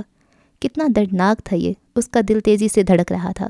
جانے کیوں اسے دلی افسوس ہوا تھا، پر اس ٹیرٹ نے اسے یہ کیوں کہا کہ ایکاروس نہ بن جانا؟ بھلا اس کا ایکاروس سے کیا تعلق؟ اس نے بے دلی سے لیپ ٹاپ بند کر دیا۔ دل پر ڈھیروں بوجھ آ گرا تھا۔ ایکاروس کو مرنا نہیں چاہیے تھا۔ وہ ہولے سے بڑبڑائی تھی اور پھر جہاں بیٹھی تھی وہیں لیٹ گئی۔ وہ اس وقت کچھ بھی سوچنا نہیں چاہتی تھی۔ آج کی شام اس کے لیے بہت ہی خوفناک ثابت ہوئی تھی۔ اس کا دماغ کہہ رہا تھا ٹیرٹ نے اس کے مستقبل کے متعلق جو بھی کہا تھا وہ سب جھوٹ تھا، ایسا کچھ نہیں ہونے والا تھا، لیکن دل اسے کسی خطرے سے آگاہ کر رہا تھا۔ بھاڑ میں جائے وہ ٹیرٹ، وہ سیاہ کارڈ اور ایکاروس بھی، اس نے غصے سے کہا اور موبائل بند کرتے ہوئے کروٹ بدل دی۔ بھیگی رات آہستہ آہستہ گزرنے لگی تھی۔ کہا جاتا ہے اس دنیا میں انسان کا گھر اس کی جائے پناہ ہے۔ جب وہ اپنے گھر میں ہوتا ہے تو محفوظ ہوتا ہے، خاص طور پر عورت۔ دین اسلام بھی کہتا ہے کہ عورت اپنے گھر میں سب سے زیادہ محفوظ ہوتی ہے، لیکن کچھ گھر ایسے بھی ہوتے ہیں جہاں عورت بچی کے روپ میں اپنے ہی گھر کے مردوں کے ہاتھوں جنسی ہراسگی کا شکار ہوتی ہیں۔ کیا ایسی بچیاں اپنے آنے والی زندگی میں نارمل رہ پاتی ہیں؟ کیا وہ کسی مرد پر بھروسہ کر پاتی ہیں؟ کیا ان کی شخصیت مکمل ہوتی ہے؟ سالوں گزر جانے کے بعد بھی وہ ان سوالوں کے جواب نہیں ڈھونڈ پائی تھیں۔ کبھی کبھی وقت گزر جاتا ہے، انسان بچے سے جوان اور پھر بوڑھا ہو جاتا ہے، لیکن وہ ماضی کے کسی ایسے لمحے میں قید ہو کر رہ جاتا ہے جس سے وہ چاہ کر بھی نکل نہیں پاتا۔ ایسا ہی اس کے ساتھ ہوا تھا۔ وہ ماضی کے کچھ ناخوشگوار لمحوں میں قید تھی اور آج بھی اسے اتنی ہی تکلیف دیتے تھے جتنی اسے اس شام محسوس ہوئی تھی جب وہ غلطی سے ان کے کمرے میں چلی گئی تھی۔ وہ 8-10 سال کی بچی تھی جو پہلے ہی اپنے گھر میں چلنے والے حالات و واقعات کی وجہ سے ڈری سہمی رہتی تھی، اور پھر کچھ ایسا ہوا جس نے اس چھوٹی سی بچی کو بری طرح سے توڑ پھوڑ کر رکھ دیا تھا۔ اماں، اماں! وہ اپنی دادی ماں کی تلاش میں سارے کمروں کی تلاشی لے رہی تھی۔ سرخ ٹائلوں والے صحن کے چاروں جانب کمرے ہی کمرے بنے تھے۔ میر شہاب الدین کے تینوں بیٹے ایک ہی گھر میں رہتے تھے، اور میر شہاب الدین کا اصل نام شہاب الدین تھا، لیکن تبلیغی جماعتوں میں حصہ لینے اور نماز روزہ کی پابندی نے انہیں پورے قصبے میں میر صاحب کے نام سے مشہور کر دیا تھا۔ آس پاس کے علاقوں میں جتنی بھی تبلیغی جماعتیں آتیں ان کا کھانا میر صاحب کے گھر سے بن کر جاتا تھا۔ مغرب کا وقت ہونے والا تھا اور اس وقت بھی گھر کی ساری خواتین 3 دن کے لیے آنے والی تبلیغی جماعت کا کھانا بنانے میں مصروف تھیں۔ اسے دادی ماں کو بلانے کے لیے بھیجا گیا تھا تاکہ وہ اپنے ہاتھوں سے کھانا ڈال سکے۔ اس نے کمرے میں جھانک کر دیکھا تو وہاں اسے دادی ماں نظر نہیں آئیں، البتہ سرمئی رنگ کی لمبی داڑھی والا شخص میز سے ٹوپی اٹھا کر سر پہ اوڑھ رہا تھا۔ بابا، آپ نے اماں کو دیکھا؟ بچی نے انہیں دیکھتے پوچھا تھا۔ اس کی آواز سن کر وہ پلٹے اور سر سے پاؤں تک بچی کو دیکھا، جس کا آدھا وجود دروازے سے باہر تھا اور گردن اندر کیے معصوم آنکھوں سے انہیں دیکھ رہی تھی۔ نہیں، تمہاری اماں کو تو نہیں دیکھا، لیکن تمہارے لیے میرے پاس کچھ ہے۔ وہ شخص اپنی سرمئی داڑھی کی نسبت کافی چست اور توانا تھا۔ کیا؟ بچی کی آنکھوں کی چمک بڑھ گئی۔ وہ جلدی سے آگے بڑھی۔ ادھر آؤ میرے پاس۔ وہ ہاتھ کے اشارے سے اسے اپنے پاس بلا رہے تھے۔ بچی کشمکش کی کیفیت میں وہیں کھڑی رہی۔ پھر اس شخص نے اپنے کرتے کی جیب سے کچھ نکالا تھا جس میں کچھ پیسے تھے اور کچھ رنگ برنگی ٹافیاں۔ بچی کی آنکھوں کی چمک ان پیسوں کو دیکھ کر بڑھ گئی۔ وہ بے ساختہ ان کی طرف بڑھی۔ انہوں نے بچی کو پکڑ کر اس کے گال پر پیار کیا اور خود لکڑی کی پرانی سی کرسی پر بیٹھتے ہوئے اسے اپنی گود میں بٹھا لیا۔ یہ سارے پیسے میرے ہیں؟ وہ معصومیت سے پوچھ رہی تھی۔ ہاں، یہ تمہارے ہیں۔ وہ بار بار اس کے دونوں گالوں پہ بوسہ کر رہے تھے۔ بچی کو ان کی داڑھی کے بال چبھ رہے تھے۔ اس سے اب الجھن ہونے لگی تھی۔ میری بیٹی اب بڑی ہو رہی ہے۔ اس کے ہاتھ اب بچی کے جسم پہ رینگنے لگے تھے۔ بچی کا دل تیزی سے دھڑکا تھا۔ اسے اب اچھا نہیں لگ رہا تھا۔ چھوڑے مجھے، وہ مچلنے لگی تھی۔ پیسے چاہیے نا تو چپ کر کے بیٹھی رہو۔ انہوں نے اپنی گرفت سخت کی تھی۔ نہیں، مجھے نہیں چاہیے۔ انہوں نے بچی کے منہ پہ ہاتھ رکھ دیا۔ ڈر کے باعث بچی کے باقی الفاظ منہ میں ہی دم توڑ گئے تھے۔ انہوں نے اسے غلط جگہ چھوا تھا۔ بچی تڑپ اٹھی تھی۔ تبھی باہر قدموں کی آہٹ کی آواز ابھری اور اس شخص نے بچی کو گود سے اتارا اور فٹافٹ کھڑے ہو گئے۔ اس نے بچی کے ہاتھ میں وہ پیسے تھمائے اور اسے جانے کا اشارہ کیا، اور بچی کو سمجھ نہیں آیا تھا اس کے ساتھ کیا ہوا تھا، کیا ہونے والا تھا۔ وہ بچ گئی تھی، پر وہ خوف سے زرد پڑ چکی تھی۔ پھر وہ بنا کچھ سوچے وہاں سے بھاگی تھی۔ وہ سب کی نظروں سے چھپتی اپنے کمرے تک پہنچی اور دروازہ بند کر لیا۔ اس نے ہاتھ میں پکڑے ان پیسوں کو دیکھا اور پھر انہیں نفرت سے نیچے پھینک دیا۔ باہر قدموں کی آوازیں ابھر رہی تھیں۔ وہ ڈر کر کمرے میں رکھی مسحری نما بیڈ کے نیچے چھپ گئی اور بنا آواز رونے لگی۔ وہ جانے کتنی دیر وہاں چھپی روتی رہی تھی۔ اس کی دبی دبی سی معصوم سسکیاں کمرے میں گونجتی رہیں۔ وہ نہیں جانتی تھی اس کے ساتھ کیا ہوا تھا، لیکن اسے بالکل اچھا نہیں لگ رہا تھا۔ وہ جنہیں بابا کہتی تھی، انہوں نے اسے برے طریقے سے چھوا تھا۔ اسے کبھی کسی نے اچھے اور برے ٹچ کے بارے میں نہیں بتایا تھا، پر ان کے چھونے کے انداز نے اسے برا محسوس کروایا تھا۔ اور پھر انہوں نے اس کے منہ پر ہاتھ کیوں رکھا تھا؟ مغرب کی اذانیں شروع ہو چکی تھیں اور وہ شخص اب ٹوپی اٹھائے مسجد کی جانب بڑھ گیا تھا۔ ایمان، ایمان، اس کے نام کی پکار سماعت سے ٹکرا رہی تھی۔ اٹھ جاؤ، تائی امی کہہ رہی ہیں اثر کا وقت ہو گیا، تمہیں اٹھا دوں۔ اب مہربانو اسے کندھے سے پکڑ کر ہلا رہی تھی۔ جیسے ہی مہربانو نے اسے چھوا، وہ ایک جھٹکے سے اٹھ بیٹھی۔ اس کا دل تیزی سے دھڑک رہا تھا، چہرے پر خوف تھا جبکہ جسم پسینے سے شرابور تھا۔ کیا ہوا؟ تم ٹھیک تو ہو؟ مہربانو نے اس کی حالت دیکھتے پوچھا۔ وہ کچھ پھٹی پھٹی نظروں سے ارد گرد دیکھتی رہی، اور جب اسے یقین ہو گیا کہ وہ خواب تھا تو اس نے گہرا سانس لیا اور اپنے جسم کو ڈھیلا چھوڑ دیا۔ دل ابھی تک تیزی سے دھڑک رہا تھا۔ اس نے بے ساختہ چھت پر لگے پنکھے کو دیکھا جس کے پر ہولے ہولے گھوم رہے تھے۔ یہ پنکھے کو کیا ہوا؟ اتنا آہستہ کیوں چل رہا ہے؟ دماغ میں کچھ چبھا تھا۔ اسے بلا وجہ ہی غصہ آ گیا تھا۔ چہرے کے تاثرات تن سے گئے تھے۔ پتہ نہیں بجلی کا کچھ ایشو ہوا ہے، وقار چیک کر رہا ہے۔ وہ اب اپنا فون چارجر پہ لگا رہی تھی۔ ایمان نے گہرا سانس لیا اور بستر سے اتر آئی۔ وہ اب جوتے پہن رہی تھی۔ مہربانوں نے سر پاؤں تک اسے دیکھا جو پسینے سے شرابور تھی۔ ویسے اتنی گرمی تو نہیں ہے جتنا تم پسینے میں بھیگی ہوئی ہو، وہ بھویں سکیڑے پوچھ رہی تھی، جبکہ ایمان نے کوئی جواب نہیں دیا تھا۔ وہ جانتی تھی مہربانوں کے سوالات ختم ہونے والے نہیں تھے۔ آج اس کا آخری پیپر تھا۔ وہ ظہر کے بعد ہی سوئی تھی۔ تمہیں نظر نہیں آ رہا کہ پنکھا نہیں چل رہا، اسی وجہ سے گرمی لگ رہی ہے؟ وہ اسے بنا دیکھے جواب دیتی واش روم میں گھس گئی۔ مہربانوں نے تعجب سے اسے دیکھا۔ بیچاری پڑھ پڑھ کر چڑچڑی ہو گئی ہے، وہ ہولے سے بڑبڑائی اور پھر بستر کی چادر درست کرنے لگی۔ اسے صفائی کا کیڑا تھا۔ ارے یاد آیا، نماز پڑھ کر اوپر آ جانا، آج موسم بہت اچھا ہے، ٹھنڈی ہوائیں چل رہی ہیں، بادل بھی ہیں، شاید بارش ہو جائے۔ وہ اسے اطلاع دیتی جا چکی تھی، جبکہ ایمان نے واش روم میں واش بیسن کے پاس آئینے کے سامنے کھڑی رہی تھی۔ وہ دونوں ہاتھوں میں پانی بھر بھر کر منہ پر گرا رہی تھی۔ پھر وہ رکی اور آئینے میں خود کو دیکھنے لگی۔ اس کی آنکھیں سرخ ہو چکی تھیں۔ وہ دیکھتی رہی اور پھر ایک آنسو اس کی پلکوں کی باڑ توڑتا گال پر پھسلتا چلا گیا۔ آنسوؤں کا نمکین پانی سادہ پانی میں گھل مل گیا تھا جس سے وہ اپنا چہرہ دھو رہی تھی، لیکن آئینہ جھوٹ نہیں بولتا، وہ اس کی روتی آنکھوں کا ثبوت پیش کر رہا تھا۔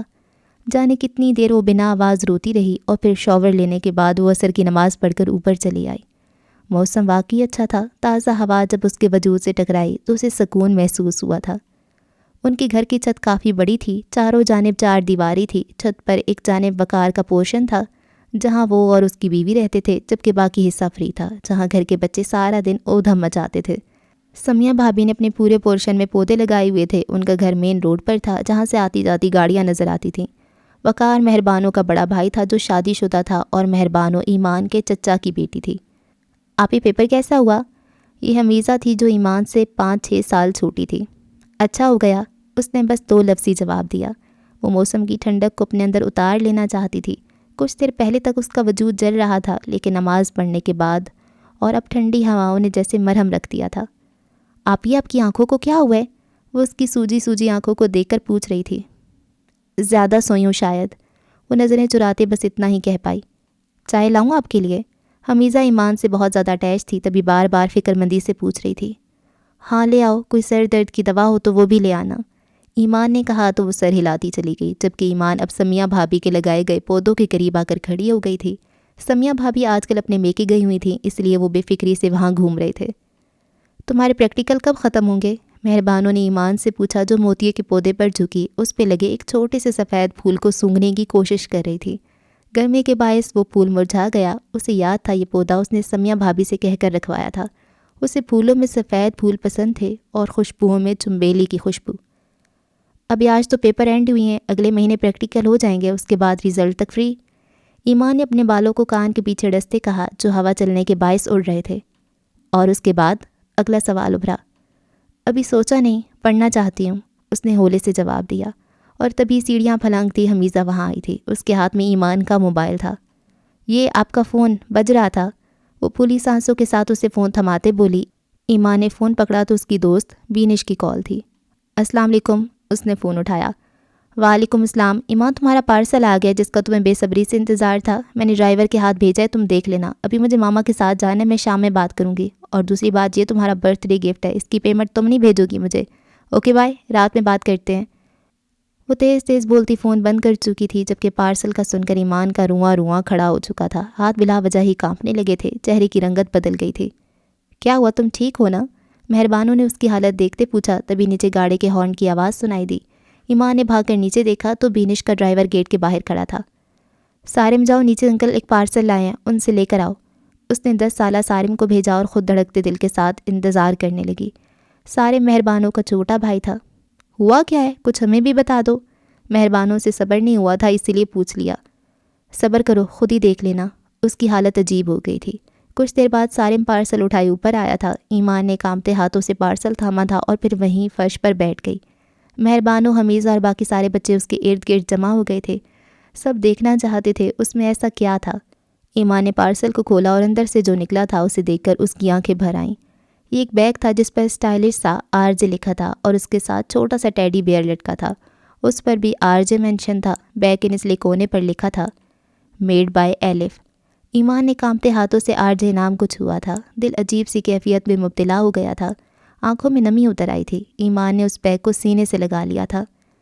بچوں کی دلچسپی کی کوئی چیز نہیں نکلی تھی، وہ سب واپس پلٹ گئے۔ بادل جو آسمان کو گھیر چکے تھے وہ اب برسنا شروع ہو چکے تھے۔ یہ لڑکی پاگل ہے، مہربانوں اس کی حالت پر مسکرائی تھی اور پھر نیچے چلی گئی، جبکہ حمیزہ خوشی کے اس موقع پر پہلے ہی چائے رکھائی تھی اور اب لینے گئی تھی۔ بارشوں کا آرجے سے گہرا تعلق تھا اور ابھی بھی جیسے ہی آرجے کا نام آیا تھا بارش نے ہولے ہولے برسنا شروع کیا۔ پہلی بوند جب ایمان کے ہاتھ پر گری تو اس نے سر اٹھا کر آسمان کو دیکھا۔ بارشیں یوں اچانک ہوئیں۔ آرجے کا جملہ جو اکثر وہ بارشوں میں گنگناتا تھا اسے سنائی دیا۔ اس کی آنکھوں میں تشکر کے جذبات تھے۔ تھوڑی دیر پہلے والی چبھن، تکلیف اور درد وہ سب بھولی تھی۔ ہاں، وہ ایمان بنت عبداللہ تھی جو آرجے کی بہت بڑی فین تھی اور روحان جبیل سے عقیدت رکھتی تھی۔ تجھ پہ اٹھی ہیں وہ کھوئی ہوئی ساحر آنکھیں، تجھ کو معلوم ہے کیوں عمر گنوا دی ہم نے۔ وہ دھپ سے سیٹ پر بیٹھ گئی تھی۔ یہ گرنے والا انداز تھا، وہ اپنے ہوش و حواس میں نہیں تھی۔ دل ابھی تک تیزی سے دھڑک رہا تھا، کیسے پسلیاں توڑ کر باہر آ جائے گا۔ اسے یقین نہیں آ رہا تھا جسے وہ ابھی دیکھ کر آئی تھی وہ وہی تھا جس کی تلاش میں وہ گھر سے نکل آئی تھی۔ وہ اپنے فائنل سیمسٹر کے فائنل ایگزام چھوڑ آئی تھی۔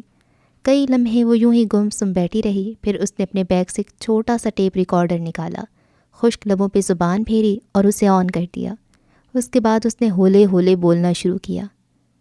مجھے یقین نہیں ہو رہا کہ میں نے اسے دیکھا ہے، اس شخص کو جس کی میں دنیا میں شاید سب سے بڑی فین ہوں، اس کے شاہکاروں کی، اس کی تخلیق کی، اور سب سے بڑھ کر اس کی ذات کی۔ میں نے جب دیکھا تو میرا دل زور سے دھڑکا۔ میں نے کہا تھا میں اسے پہچان لوں گی، اور آج سینکڑوں لوگوں کی بھیڑ میں نے اسے پہچان لیا۔ وہ آنکھیں بند کیے بیٹھا تھا۔ دل کیا ابھی اس کے پاس بیٹھ جاؤں اور وہ کہانی سنوں جس نے اسے بدل دیا، وہ کہانی سنوں جس کی وجہ سے وہ جگہ جگہ بھٹک رہا ہے۔ دل کر رہا تھا جلدی سے اس لڑکی کا نام پوچھوں، اس ذات کے بارے میں جانوں جس کا جوگ لیے وہ جوگی جیسا روپ دھارے بیٹھا تھا۔ کسی قصہ گو کی مانند وہ مجھے بت سازوں کا وہ قصہ سنائے جسے سننے کو میں بے تاب ہوں، لیکن اس نے آنکھیں ہی نہیں کھولیں، اور مجھے لگا تھا میں مزید اس کے سامنے کھڑی رہی تو گر جاؤں گی، اس لیے میں پلٹ آئی۔ میں کچھ دیر بعد پھر جاؤں گی، پھر پوچھوں گی، اور اب یہ سفر اسی شخص کے ساتھ کروں گی۔ یو نو واٹ، وہ رف حلیے میں ہر منظر کو مات دینے کی طاقت رکھتا ہے۔ وہ چپ ہو گئی کیونکہ الفاظ ہی ختم ہو گئے تھے۔ اس نے ٹیپ ریکارڈر بند کر دیا اور سیٹ سے ٹیک لگا لی۔ ٹرین اب لاہور جنکشن اسٹیشن سے نکل چکی تھی۔ پلیز ایما، پلیز پلیز چلی جانا یار، روز اس کی منتیں کر رہی تھی۔ دیکھو اگر میری فیانسے کے فادر کی ڈیتھ نہ ہوتی تو میں خود ہی چلی جاتی، لیکن اب میں مجبور ہوں۔ آج لاسٹ ڈیٹ ہے، اگر میں آج نہ گئی تو مجھے نیکسٹ سیشن تک ویٹ کرنا پڑے گا اور میں نہیں کر سکتی۔ تم نہیں جانتی مسٹر ماسیل کے مجسمہ سازی کے کورس میں ایڈمیشن لینا میرا بہت بڑا شوق ہے۔ روز تم میری روٹین جانتی ہو، میرے پاس سچ میں ٹائم نہیں ہوتا، میں کیسے چلی جاؤں؟ اور روز بن کر تو بالکل نہیں جا سکتی۔ اس نے صاف انکار کیا تھا۔ اس کے انکار پر روز کا منہ لٹک گیا تھا۔ تم نے کچھ نہیں کرنا، بس جا کر ایک ایڈمیشن فارم فل کرنا ہے، اس کی ساری ڈیٹیلز میں نے تمہیں واٹس ایپ کر دی ہیں، اور ایڈمیشن فیس میں سبمٹ کرا دوں گی، بس تم مجھے میسج کر دینا۔ وہ روحان سی ہو گئی تھی۔ ایما نے خفقی بھری نظر اس پہ ڈالی۔ پلیز یار، میں یہ موقع نہیں کھونا چاہتی، مجھے پورا سال انتظار کرنا پڑے گا۔ میں فیونرل کے بعد چلی جاتی، لیکن ماسیل کے رول بہت سخت ہیں، لیٹ آنے پر ایڈمیشن نہیں ملتا۔ ایما نے اس کی بات سن کر ایک گہرا سانس لیا۔ ابھی مجھے یونیورسٹی جانا ہے، فری ہو گئی تو تمہیں میسج کر دوں گی، مجھے لوکیشن بھیج دینا۔ وہ سنجیدہ لہجے میں کہتی کمرے سے نکل گئی، جبکہ روز کا چہرہ کھل اٹھا تھا۔ یو آر جسٹ لو ایما، وہ اس کے عقب میں خوشی سے چلائی تھی۔ پھر یہ یاد آنے پہ کہ اس کے ہونے والے سے اس سر کی ڈیتھ ہو گئی ہے، وہ فوراً سنجیدہ ہوئی۔ چہرے پر بناوٹی غم کے تاثرات لاتے ہوئے وہ بھی اپنا بیگ اٹھا کر کمرے سے نکل گئی۔ اس کا رخ اپنے فیانسے کے گھر کی جانب تھا۔ 1 گھنٹہ وہاں گزارنے کے بعد شنایا جا چکی تھی۔ وہ اس کی اکلوتی دوست تھی جو ملنے آ جایا کرتی تھی۔ اس نے کبھی شنایا کو اپنی دوست نہیں کہا، البتہ شنایا سب سے یہی کہتی تھی کہ وہ ماسیل کی بیسٹ فرینڈ ہے۔ وہ اسے امپریس کرنے کا کوئی موقع ہاتھ سے جانے نہیں دیتی تھی۔ وہ انڈیا سے تھی اور پچھلے 2 ہفتے وہ وہیں گزار کر آئی تھی، اور جیسے ہی وہ واپس آئی تو سب سے پہلے ماسیل سے ملنے آئی۔ پر اس نے ماسیل کی پرسنل اسسٹنٹ سے معلومات حاصل کر لی تھی کہ وہ آج کل ایک عروض پہ کام کر رہا ہے، اس لیے وہ اس پر ریسرچ کر کے آئی تھی۔ ماسیل کوئی بزنس مین نہیں تھا، نہ اس کے پاس بہت سا پیسہ تھا، حال بتا اس کے پاس ایک ہنر تھا، مجسمہ سازی کا ہنر، اور اس ہنر نے اسے اتنا مشہور کرا دیا تھا کہ لوگ اس سے ملنے کو بے تاب رہتے تھے۔ اس کے مجسمے عام لوگوں کی پہنچ سے باہر ہوتے تھے۔ وہ ہر طرح کے مجسمے بناتا تھا، سادہ، خوبصورت اور بولڈ، لیکن بناتا وہ اپنی مرضی سے تھا، کسی کے کہنے پر وہ کچھ نہیں بناتا تھا۔ ہاں البتہ وہ مجسمہ سازی سکھاتا تھا۔ اس کا ایک انسٹیٹیوٹ تھا جو ماسیل کے نام سے مشہور تھا، اس لیے سب اسے ماسیل ہی بلاتے تھے، اور انسٹیٹیوٹ کے معاملات کو سنبھالنے کے لیے اس نے ایک اسسٹنٹ رکھی ہوئی تھی جس کا نام مارتھا تھا۔ وہ اپنا کام اچھے سے کرتی تھی۔ جیسے ہی شنایا گئی تو ماسیل نے گہرا سانس لیا اور پھر اس کی نظر میز پر رکھے اخبار پہ پڑی۔ اس نے وہ اٹھایا اور پڑھنے لگا۔ بے دہانی میں صفحے پلٹتے اچانک اس کی نظریں تھم سی گئیں۔ روح کیا ہے؟ یہ ایسا سوال ہے جو ہم اکثر و بیشتر سنتے رہتے ہیں۔ اس کے ساتھ ہی کہیں نہ کہیں یہ سوال ہمارے شعور لا شعور میں پنپتا رہتا ہے، لیکن ہم اس کا کوئی ایسا مؤثر جواب نہیں ڈھونڈ پاتے جو ہمارے اندر کے ملحد کو مطمئن کر سکے۔ جی ہاں، ہمارے اندر کا ملحد۔ وہ بے ساختہ پڑھتا چلا گیا۔ ایسی چیزوں میں اسے ویسے بھی دلچسپی تھی۔ یہاں کرتبہ اور غرناطہ کی گلیوں میں گھومتے پھرتے اکثر یہ سوال میرے ذہن سے ٹکرایا تو میں نے خود سے کہا کہ روح اللہ کا امر ہے، لیکن میرا نفس جو کبھی میرا دوست بن جاتا ہے تو کبھی میرا دشمن۔ اس نے جواب دیا، نہیں، کچھ اور جواب دو۔ آج کی دنیا کی سائنس اس بارے میں کیا کہتی ہے؟ وہ بضد رہا اور میں سوچتی گئی۔ تمہیں کیا لگتا ہے تم اس دنیا میں کب سے ہو؟ میں نے اپنے اندر کے ملحد سے پوچھا۔ میں تو ہمیشہ سے ہوں، یہ تو تمہارا مذہب ہے جو جینے اور مرنے کا ایک وقت متعین کیے بیٹھا ہے، اس نے کہکا لگایا۔ تمہارا خدا کہتا ہے میں نے انسان کو مٹی، پانی اور بہت سے اجزاء کے ملاپ سے بنایا، اور یقیناً یہ اجزاء کائنات سے لیے گئے ہیں۔ تم سائنس کی طالبہ ہو، تم جانتی ہو یہ اجزاء اس کائنات میں برسوں سے موجود ہیں، اور انسان کے مرنے کے بعد بھی اس کا جسم مٹی بن کر اسی دنیا میں رہ جائے گا، یعنی انسان کا وجود کبھی ختم نہیں ہو سکتا، وہ صدیوں پہلے سے کائنات میں موجود ہے اور آخری دن تک موجود رہے گا۔ اس نے تاش کا بڑا پتا پھینکا تھا۔ میں ہولے سے مسکرا دی۔ تم نے کہا تم کائنات میں صدیوں سے موجود ہو، لیکن تم نے صدیوں پہلے کے وقت کو نہیں دیکھا۔ تم نہیں جانتے سن 1200 میں دنیا کیسی دکھتی تھی۔ کیا تم جانتے ہو؟ کیا تم نے اپنی آنکھوں سے صدیوں پہلے کی کائنات کو دیکھ رکھا ہے؟ اور کیا جب تمہاری آنکھیں بند کر دی جائیں گی، تمہارے محسوسات کو چھین لیا جائے گا، تب بھی صدیوں بعد کی کائنات کو دیکھ پاؤ گے؟ تمہارے اجزاء کائنات میں پہلے سے موجود تھے، پھر یہ خود بخود کیوں نہیں جڑ گئے؟ یہ شعور تمہیں ابھی ہی کیوں ملا، اور کہاں سے ملا؟ میں نے بھی کچھ ایسے سوال کیے کہ وہ تذبذب کا شکار سے نظر آیا۔ تمام اجزاء کو جوڑ کر انسان کو جو ایک انفرادی وجود دیا گیا ہے، اس کے اندر جو یہ شعور لایا گیا ہے، اس کی آنکھ جو کائنات کو دیکھ سکتی ہے، جو سالوں سے اس کائنات میں وجود رکھنے کے بعد نہیں دیکھ پاتی تھی، یہی تو روح ہے۔ اس سے ہی تو خدا نے روح کا نام دیا ہے، اس سے ہی تو اللہ کا امر کہا گیا ہے۔ اللہ نے کہا ہو جا، سب ہوتا گیا، اجزاء ملتے گئے، جسم بنتا گیا، اور پھر شعور دیا گیا۔ سب کچھ دیکھنے سمجھنے کی صلاحیت کائنات کے ان اجزاء کے پاس نہیں ہے، یہ تو ہمیں پھونکی گئی ہے۔ جو صلاحیت پھونکی گئی ہے وہی تو روح ہے، اور جس دن اس روح کو نکال لیا جائے گا، سب پہلے جیسا ہو جائے گا۔ نہ تم دیکھ پاؤ گے، نہ سن پاؤ گے، نہ محسوس کر پاؤ گے۔ مجھے محسوس ہو رہا تھا میرا چہرہ شدت جذبات سے سرخ پڑ چکا تھا، میری آنکھوں میں عجیب سا جلال اتر آیا تھا، میرے جسم کا روم روم اس ملحد کے سامنے ڈٹ کر کھڑا ہو گیا تھا اور کہہ رہا تھا، تم مجھے بہکاؤ گے؟ تم؟ ارے جاؤ، تم تو خود بہکے ہوئے ہو۔ اس ملحد کا مکروہ چہرہ بھنس سا گیا تھا۔ اور کیا کہا تم نے؟ تم اس کائنات میں پیدا ہونے سے بہت پہلے سے ہو۔ تم بھول رہے ہو، یہ بھی میرے خدا کی مہربانی ہے۔ اس نے ہمارے اصل کو، جو ہمارا روحانی وجود یعنی ہماری روح ہے، بہت پہلے پیدا کر دیا تھا، اور پھر فرمایا ہم فیہا خالدون، جہاں وہ ہمیشہ رہیں گے۔ ہمارا اصل وجود کبھی نہیں مرنے والا، کیونکہ وہ اللہ کا امر ہے، اور وہی روح ہے جو ہمیشہ سے ہے، ہمیشہ رہے گی۔ میں مزید بھی کچھ کہنا چاہتی تھی، لیکن وہ مکروہ چہرے والا ملحد مجھے غصے سے گھورتا بھاگ گیا تھا۔ اس کے جانے کے بعد میں نے سکون کا سانس لیا اور خدا کا شکر ادا کیا۔ بے شک یہ شیطان ہی ہے جو ایک انسان کے دل میں وسوسے ڈالتا ہے، یہی ہمارے نفس میں سرایت کر کے ہمارے اندر کے ملحد کی شکل اختیار کر لیتا ہے، اور خدا ہی ہے جو ہمیں شیطان کی پناہ سے محفوظ رکھتا ہے، اور اس کے لیے خدا پر کامل یقین ہونا ضروری ہے۔ کالم نگار ایمان بنت عبداللہ۔ ماسیل نے وہ کالم کسی ٹرانس کی کیفیت میں پڑھا تھا، اور پھر اس نے اخبار بند کر کے رکھ دیا۔ کون تھی ایمان بنت عبداللہ؟ وہ نہیں جانتا تھا، لیکن ماسیل نے اعتراف کیا تھا وہ لڑکی انٹلیکچوئل تھی، شاید وہی تھی جو اس کے سوالوں کا جواب دے پاتی، اس کے اندر کے ملحد کو بھگانے میں مدد کرتی۔ ایمان بنت عبداللہ، تم مجھے کہاں مل سکتی ہو؟ اس نے گہرا سانس فضا میں خارج کیا تھا، اس سوال کا جواب تو اس کے پاس بھی نہیں تھا۔ وہ 5-6 سال کا بچہ تھا جو فٹ بال تھامے سیڑھیوں سے اتر رہا تھا، لیکن پہلی سیڑھی پر قدم رکھتے ہی اس کا پاؤں پھسلا اور وہ سیڑھیوں سے گرتا چلا گیا۔ زمین تک پہنچتے پہنچتے اس کا سر پھٹ چکا تھا، جس سے خون بہنے لگا تھا۔ گرنے کے کچھ لمحوں تک وہ بچہ ویسے لیٹا رہا جیسے گرا تھا، اسے کچھ سمجھ نہیں آیا تھا اس کے ساتھ کیا ہوا تھا۔ پھر وہ بنا روئے اٹھا اور اپنا فٹ بال اٹھا لیا۔ اسے اپنے چہرے پر کوئی گرم چیز پھسلتی محسوس ہوئی تھی۔ اس نے ہاتھ لگا کر دیکھا تو وہ خون تھا جو بہتا ہی چلا جا رہا تھا۔ خون دیکھ کر وہ گھبرایا، لیکن پھر بنا روئے وہ اپنی ماما کو آوازیں دیتا کچن کی جانب بھاگا۔ ماما، ماما، وہ نے پکار رہا تھا، لیکن حیران کن بات یہ تھی اسے نہ تو درد محسوس ہو رہا تھا اور نہ اسے ڈر لگا تھا، بس خون اس کے لیے عجیب تھا۔ اس کی ماں اس کی پکار پر باہر آئی، پر جیسے ہی اس نے بچے کے سر خون نکلتا دیکھا وہ تڑپ کر اپنے بیٹے کی جانب بڑھی۔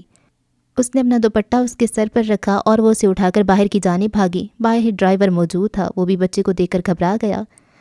کچھ دیر بعد وہ بچہ اپنی ماں کے ہمراہ ہسپتال میں موجود تھا۔ ڈاکٹر بچے کی مرہم پٹی کر رہے تھے، اسے 3 ٹانکے لگے تھے، جبکہ بچہ بہت خاموش بیٹھا یہ سب بڑی دلچسپی سے دیکھ رہا تھا۔ البتہ جب اس نے اپنی ماں کی آنکھ میں آنسو دیکھے تو اسے دکھ ہوا۔ ڈاکٹر نے جب مرہم پٹی کر دی تو عورت نے بچے کے گال پہ پیار کیا اور اسے اپنی باہوں میں بھر لیا۔ میرے بیٹے کو کتنا درد ہو رہا ہوگا نا؟ درد؟ وہ کیا ہوتا ہے؟ بچے نے تعجب سے پوچھا تھا۔ ماں نے اس کی بات سن کر اسے خود سے الگ کیا اور حیرت سے دیکھا۔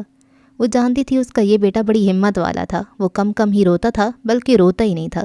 وہ سب کچھ سہ جاتا تھا، دوسرے بچوں سے لڑتا جھگڑتا نہیں تھا۔ آپ کو درد نہیں ہو رہا؟ ماں نے بچے سے پوچھا۔ نہیں، بچے نے نفی میں گردن ہلائی۔ بچے کی ماں اور ڈاکٹر نے بیک وقت ایک دوسرے کو دیکھا تھا۔ ڈاکٹر کی آنکھوں میں حیرت جبکہ بچے کی ماں کی آنکھوں میں خوف تھا۔ وہ دونوں ایک دوسرے کی نگاہیں سمجھ سکتے تھے۔ اس عورت نے اپنے خشک لبوں پہ زبان پھیری۔ کچھ تھا جو الگ تھا، کچھ تھا جو الگ اور برا ہونے والا تھا۔ رات کے 1:30 بجے کا وقت تھا۔ ٹرین راولپنڈی اسٹیشن پر پہنچ چکی تھی۔ نیند جیا کی آنکھوں سے کوسوں دور تھی۔ وہ جویریہ عباس، جس کی ذہانت پوری یونیورسٹی میں مشہور تھی، وہ پچھلے 5-6 گھنٹوں سے اسی سوچ میں مگن تھی۔ وہ کیسے جائے اور اس شخص سے کیسے مخاطب ہو، کیسے وہ اس کی کہانی جانے۔ یہاں ٹرین آدھا گھنٹہ رکنے والی تھی۔ موسم برسات تھا، آسمان ابر آلود تھا۔ وہ ٹرین سے نیچے اتری تو ٹھنڈی ہواؤں نے اس کا استقبال کیا۔ اسے بھوک بھی لگی تھی، چنانچہ وہ کھانے کی تلاش میں ادھر ادھر دیکھنے لگی۔ کچھ دیر بعد وہ چائے کے کپ لے کر اس کے کیبن کی جانب بڑھی۔ دل تیزی سے دھک دھک کر رہا تھا۔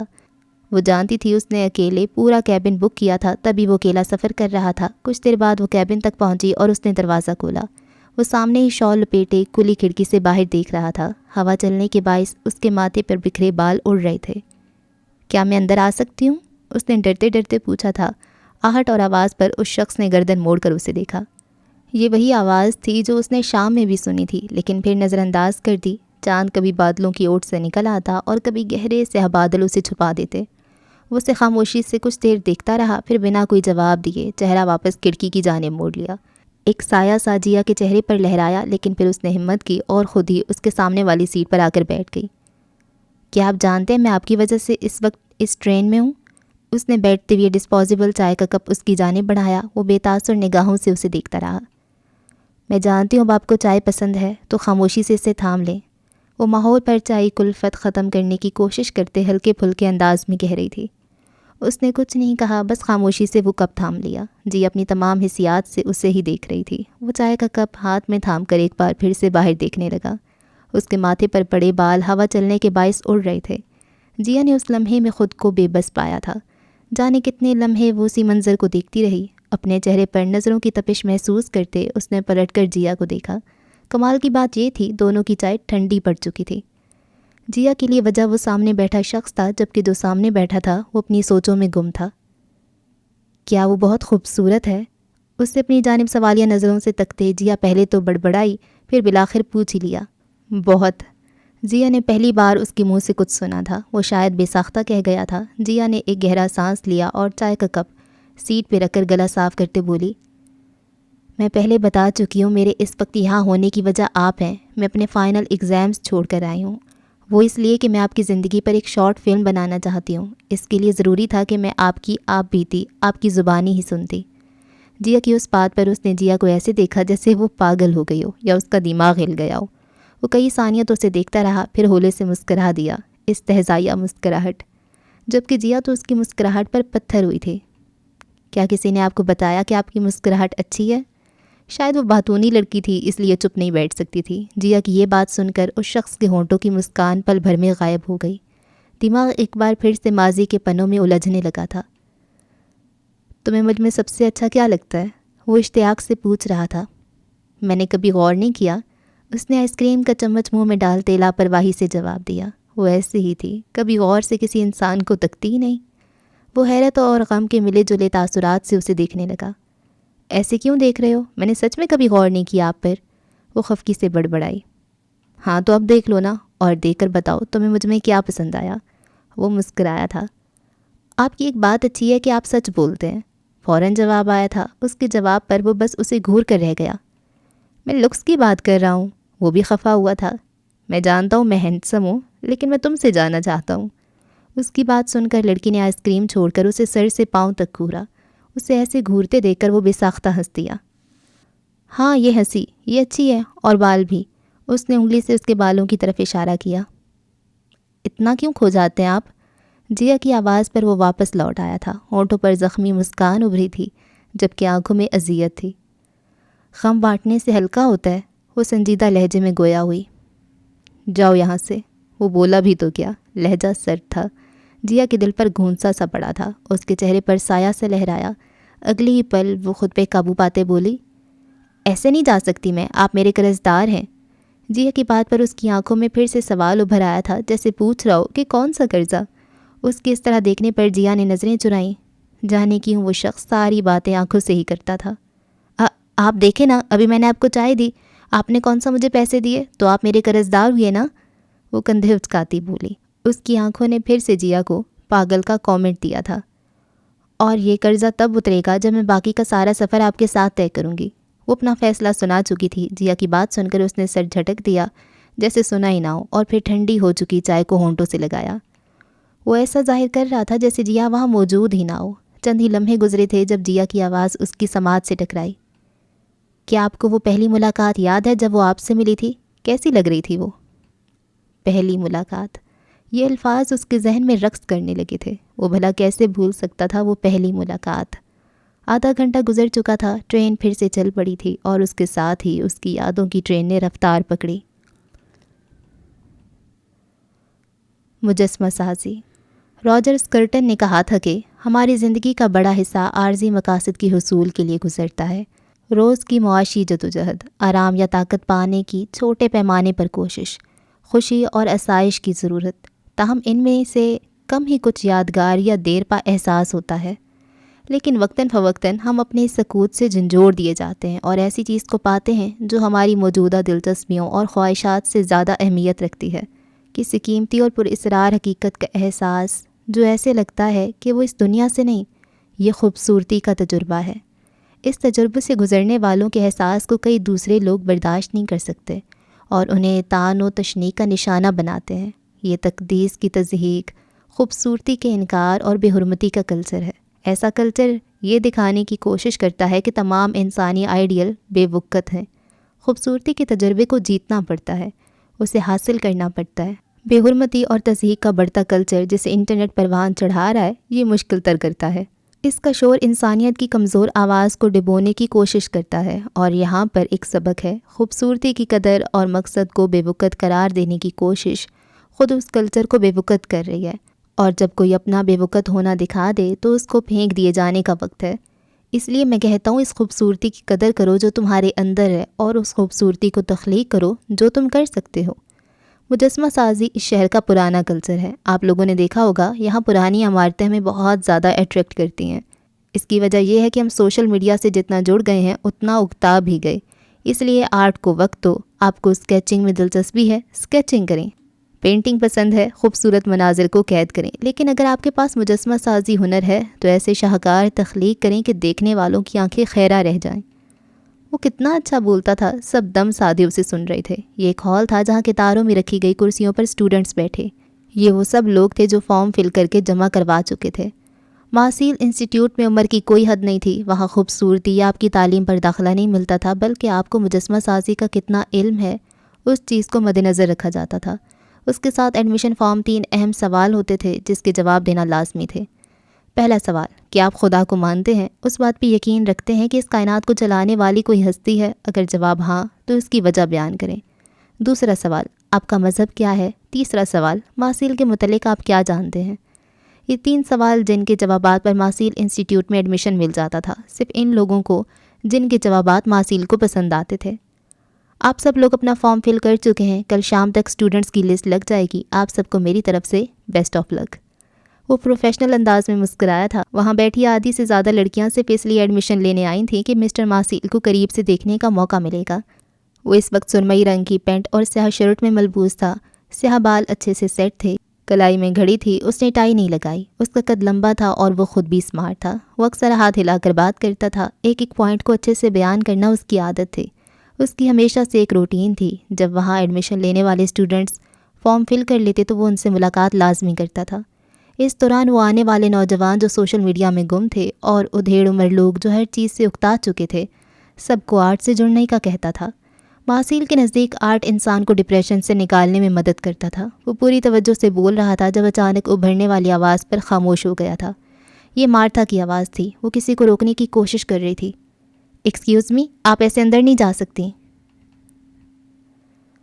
وہ بھاگتی دوڑتی ماسیل انسٹیٹیوٹ تک پہنچی تھی۔ روز نے اسے جانے کس مصیبت میں ڈال دیا تھا۔ وہ یونیورسٹی سے سیدھا یہاں آئی تھی۔ انسٹیٹیوٹ کے باہر گہری خاموشی چھائی تھی۔ اسے رہ رہ کر روز پر غصہ آ رہا تھا۔ وہ دل ہی دل میں اسے گالیاں دے رہی تھی۔ روز یہاں ایڈمیشن لینے کے لیے مری جا رہی ہے جبکہ یہاں تو کوئی بھی نہیں ہے۔ اب وہ بڑبڑاتی اندر داخل ہوئی۔ ریسیپشن پہ اسے خوبصورت سی لڑکی بیٹھی نظر آئی تھی۔ ایما اس کے پاس گئی، اسے اپنے آنے کی وجہ بتائی۔ Sorry ma'am, you are late, admission کا ٹائم گزر گیا۔ لڑکی نے شائستہ لہجے میں معذرت کی۔ کیا مطلب ٹائم گزر گیا؟ ایما کی تیوری چڑھی۔ یہ کوئی پیپر ہے جو ٹائم گزر گیا؟ اور پھر آج کا پورا دن پڑا ہے، ایسے کیسے ٹائم گزر گیا؟ میں مرتے مراتے یہاں پہنچی ہوں۔ اسے سچ میں غصہ آیا تھا۔ یو آر لیٹ میم۔ اس کے غصہ کرنے پر لڑکی نے پھر سے وہی الفاظ دہرائے۔ 3 بجے کا ٹائم تھا نا، اور ابھی 3:40 ہوئی ہیں، لیٹ کیسے ہو گئی؟ 3 بجے تو ایڈمیشن سٹارٹ ہونا تھا نا۔ ایما کا دماغ گھوما تھا۔ 3 بجے کا وقت تھا اور 3:15 سب سے فارم لے لیے جاتے ہیں۔ اب تو پری لیکچر ہو رہا ہے، اب کچھ نہیں ہو سکتا۔ لڑکی نے معذرت کی۔ میں بہت مشکل سے یہاں تک پہنچی ہوں، میرے لیے اس سال ایڈمیشن لینا بہت ضروری ہے، برائے مہربانی کچھ کیجیے۔ بالآخر اس نے خود پر قابو پاتے درخواست کی۔ سوری، ہم کچھ نہیں کر سکتے۔ ارے ایسے کیسے نہیں کر سکتے؟ کہاں ہے آپ لوگوں کے باس؟ میں خود بات کر لیتی ہوں۔ وہ خود ہی آگے بڑھی۔ میم سٹاپ، آپ اندر نہیں جا سکتی۔ لڑکی کی آواز ابری تھی، پر تب تک وہ تیز تیز قدم اٹھاتی اندر کی جانب بڑھ چکی تھی۔ ریسیپشن پہ بیٹھی لڑکی نے پریشانی میں فون ملایا تھا۔ جبکہ ایما کوریڈور سے گزر کر تھوڑا اندر آئی تو اسے ایک جانب سے تالیوں کی آواز سنائی دی۔ وہ تیزی سے اس جانب بڑھی تھی۔ وہ جس کام کے لیے آئی تھی اسے پورا کرنا چاہتی تھی۔ اسے روز کا بھی احساس تھا، تبھی وہ وہاں پہنچ گئی تھی۔ وہاں دروازے کے قریب پہنچ چکی تھی۔ اس سے پہلے وہ اسے کھولتی، اسے عقب سے آواز ابری تھی۔ یہ مارتھا جو ریسیپشنسٹ کے فون کرنے پر وہاں کسی بوتل کے جن کی طرح پہنچ گئی تھی۔ مسٹر ماسیل، ہم نے سنا ہے آپ کافی آرٹسٹک پرسن ہیں، آپ کو شاعری پسند ہے اور آپ کی آواز بہت اچھی ہے۔ ہم نہیں جانتے ہمیں اس انسٹیٹیوٹ میں ایڈمیشن ملے گا یا نہیں، پر میں آپ کی آواز میں آپ کی فیوریٹ شاعری سننا چاہتا ہوں۔ یہ 45 سالہ ایک شخص تھا جو ماسیل سے اپنی خواہش ظاہر کر رہا تھا۔ وہ جو دونوں جیبوں میں ہاتھ اڑسے اب اسٹوڈنٹس کے سوالوں کے جواب دے رہا تھا، گردن جھکا کر ہولے سے مسکرایا۔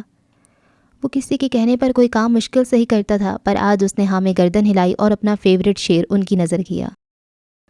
جفا و جور کی دنیا سنوار دی ہم نے، زہے نصیب کے ہنس کے گزار دی ہم نے۔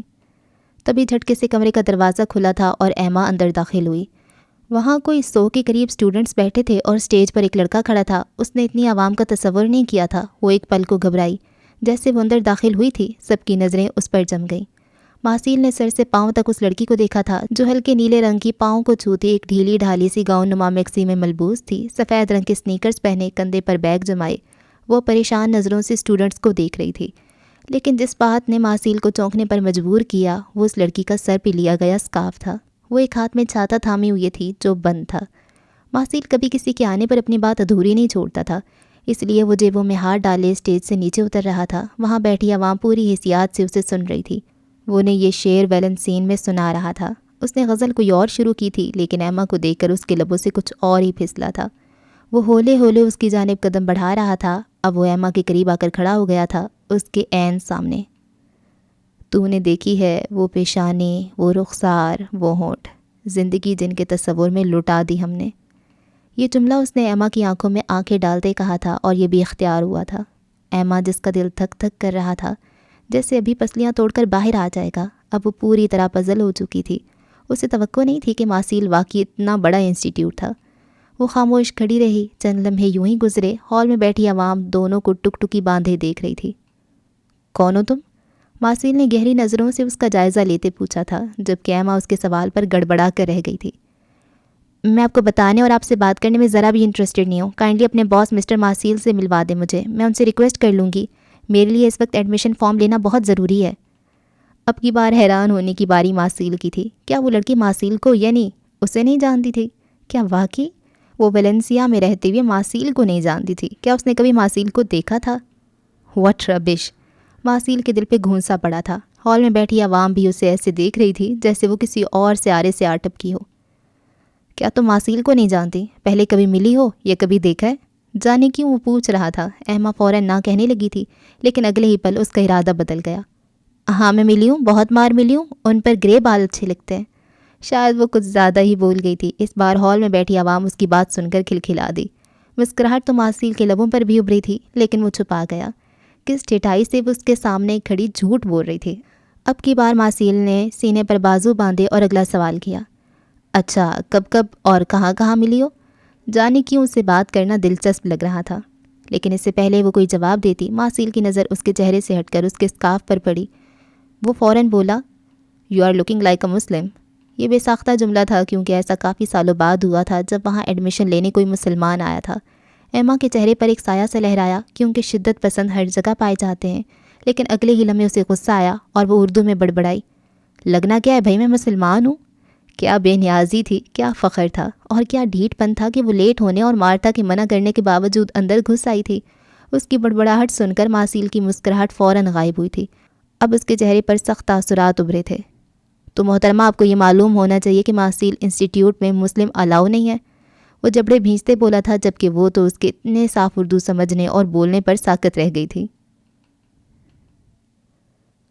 آپی، وہ واک کرنے کے بعد لیٹی تھی جب حمیزہ اس کے پاس آئی۔ جی جی، ایمان نے موبائل اٹھاتے پوچھا۔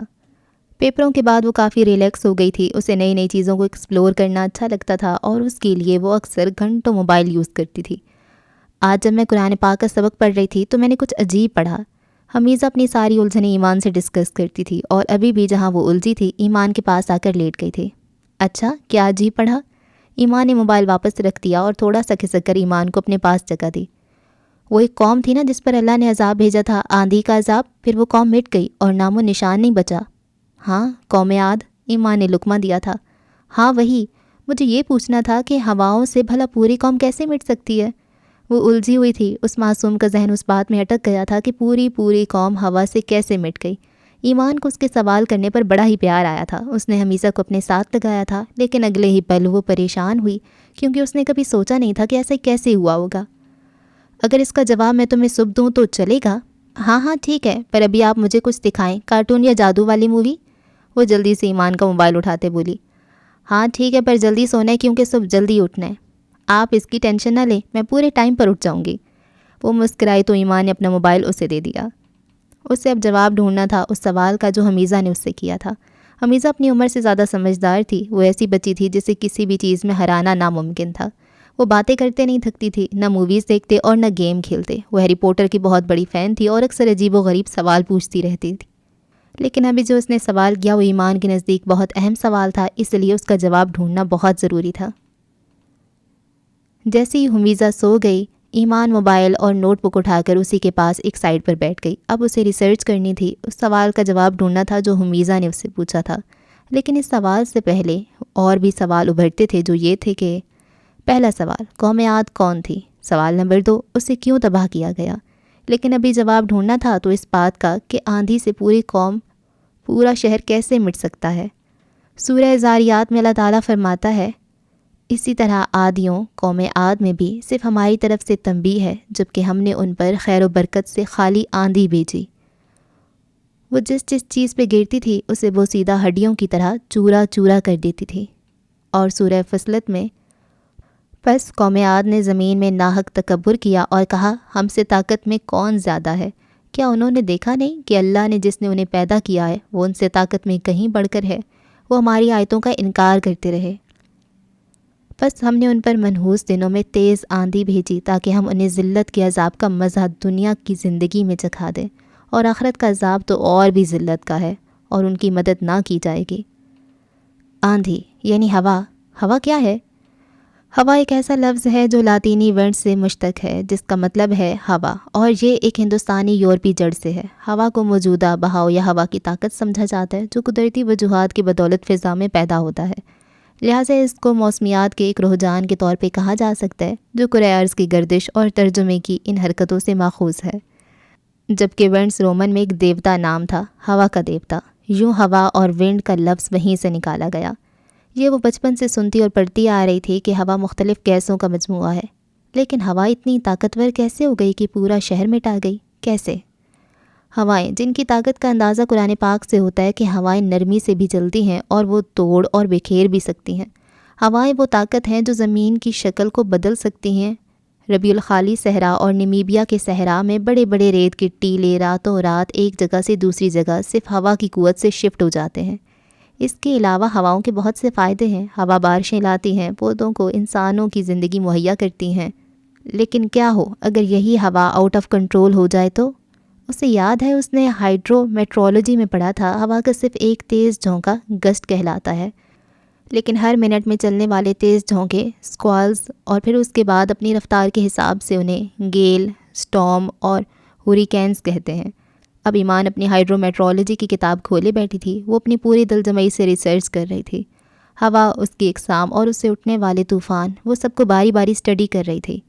ہوا کی طاقت کا اندازہ لگانے کے لیے بیوفورٹ ونڈ فورس اسکیل استعمال ہوتا ہے۔ اس کے 18 فورس اسکیلز ہیں۔ ایک عام ہوا جس میں ہم بچپن میں پتنگ اڑایا کرتے تھے، وہ 0 فورس کی ہوا ہوتی ہے، جس میں شام کو بیٹھنا ہمیں بہت پسند ہوتا ہے۔ فورس 4 کی ہوا ایک بادبان والی بڑی کشتی کو آسانی سے دھکا دے سکتی ہے، تقریباً 52 کلومیٹر فی گھنٹہ کی رفتار سے چلتی ہے۔ اس میں ہم کھڑے تو رہ سکتے ہیں لیکن کمفرٹ کے ساتھ نہیں۔ فورس 8 کی ہوا بیسیکلی ایک زمینی طوفان میں چلتی ہے، یعنی 117 کلومیٹر فی گھنٹہ۔ اس میں ہمارے لیے کھڑے رہنا بہت مشکل ہوتا ہے۔ فورس 11 کی ہوا ساحل سمندر پہ آئے طوفانوں میں چلتی ہے۔ یہ ہوا سڑک پہ لگے بورڈز کو اکھیڑ سکتی ہے، گاؤں میں بنے کچے گھروں کی چھتوں کو اکھاڑ سکتی ہے، اور اس پوائنٹ سے آگے کی ہوا ہمارے لیے نقصان دہ ہے۔ کیا آپ نے کبھی سمندر کا سفر کیا ہے یا کسی مووی میں دیکھا ہو جب سمندر میں طوفان آتا ہے تو اونچی اونچی پاگل لہریں فورس 15 کی ہوا سے ہی پیدا ہوتی ہیں۔ فورس 15 کی ہوا زیادہ تر سمندروں میں چلتی ریکارڈ ہوئی ہے، جو جہازوں کو الٹنے کی صلاحیت رکھتی ہے۔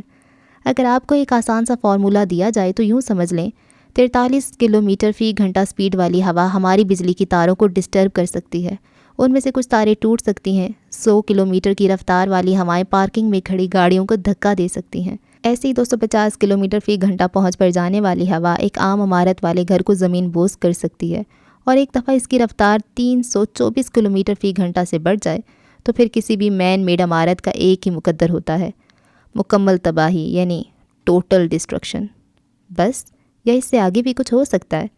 یہاں تک پہنچنے پر ایمان کی دلچسپی حد سے زیادہ بڑھ گئی تھی۔ اسے تجسس تھا وہ سب جاننے کا جو وہ نہیں جانتی تھی، لہٰذا اس نے مشہور ریسرچر فرقان قریشی کا چینل کھولا اور غور سے اس کی ہوا پر بنائی گئی ویڈیو دیکھنے لگی۔ مسند احمد کی ایک حدیث ہے کہ اہل عاد پر بھیجی گئی ہوا کے خزانوں میں سے صرف ایک انگوٹھی کے حلقے کے برابر چھوڑی گئی تھی۔ لیکن آخر اس بات کا مطلب کیا ہے؟ کون سے ہوا کے خزانے؟ ہوائیں صرف ہماری زمین پر نہیں چلتی، یہ دوسرے سیاروں پہ بھی چلتی ہیں۔ انہیں پلانیٹری ونڈز کہتے ہیں۔ ہمارے سولر سسٹم میں سب سے تیز ہوائیں نیپچیون پہ چلتی ہیں، جو 1000 کلومیٹر فی گھنٹہ کی رفتار سے ریکارڈ ہے۔ میرا نہیں خیال کہ اس قدر تیز ہوا میں آپ زمین سے بھی اٹھ پائیں گے، اٹھنا تو درکنار آپ شاید سانس بھی نہ لے پائیں۔ لیکن کیا اتنا ہی ہے؟ کیا نیپچیون کی ہوائیں ہماری حد ہے؟ 2001 میں ہم سے 190 لائٹ ایئرز کے فاصلے پر ایک سیارہ دریافت ہوا تھا جس کا نام HT 80606b ہے، اور اس پر آج تک کی سب سے تیز ترین ہوا ریکارڈ کی گئی ہے، 15,000 کلومیٹر فی گھنٹہ۔ اتنا سمجھ لیں کہ اول تو آپ ہوا کی اس رفتار پر کھڑے ہو ہی نہیں سکتے، اور اگر ہو بھی جائیں تو اس رفتار کی ہوا ہڈیوں سے آپ کا گوشت بھی اکھیڑ کر لے جائے گی۔ یہ جوپیٹر کے سائز کا سیارہ ہے۔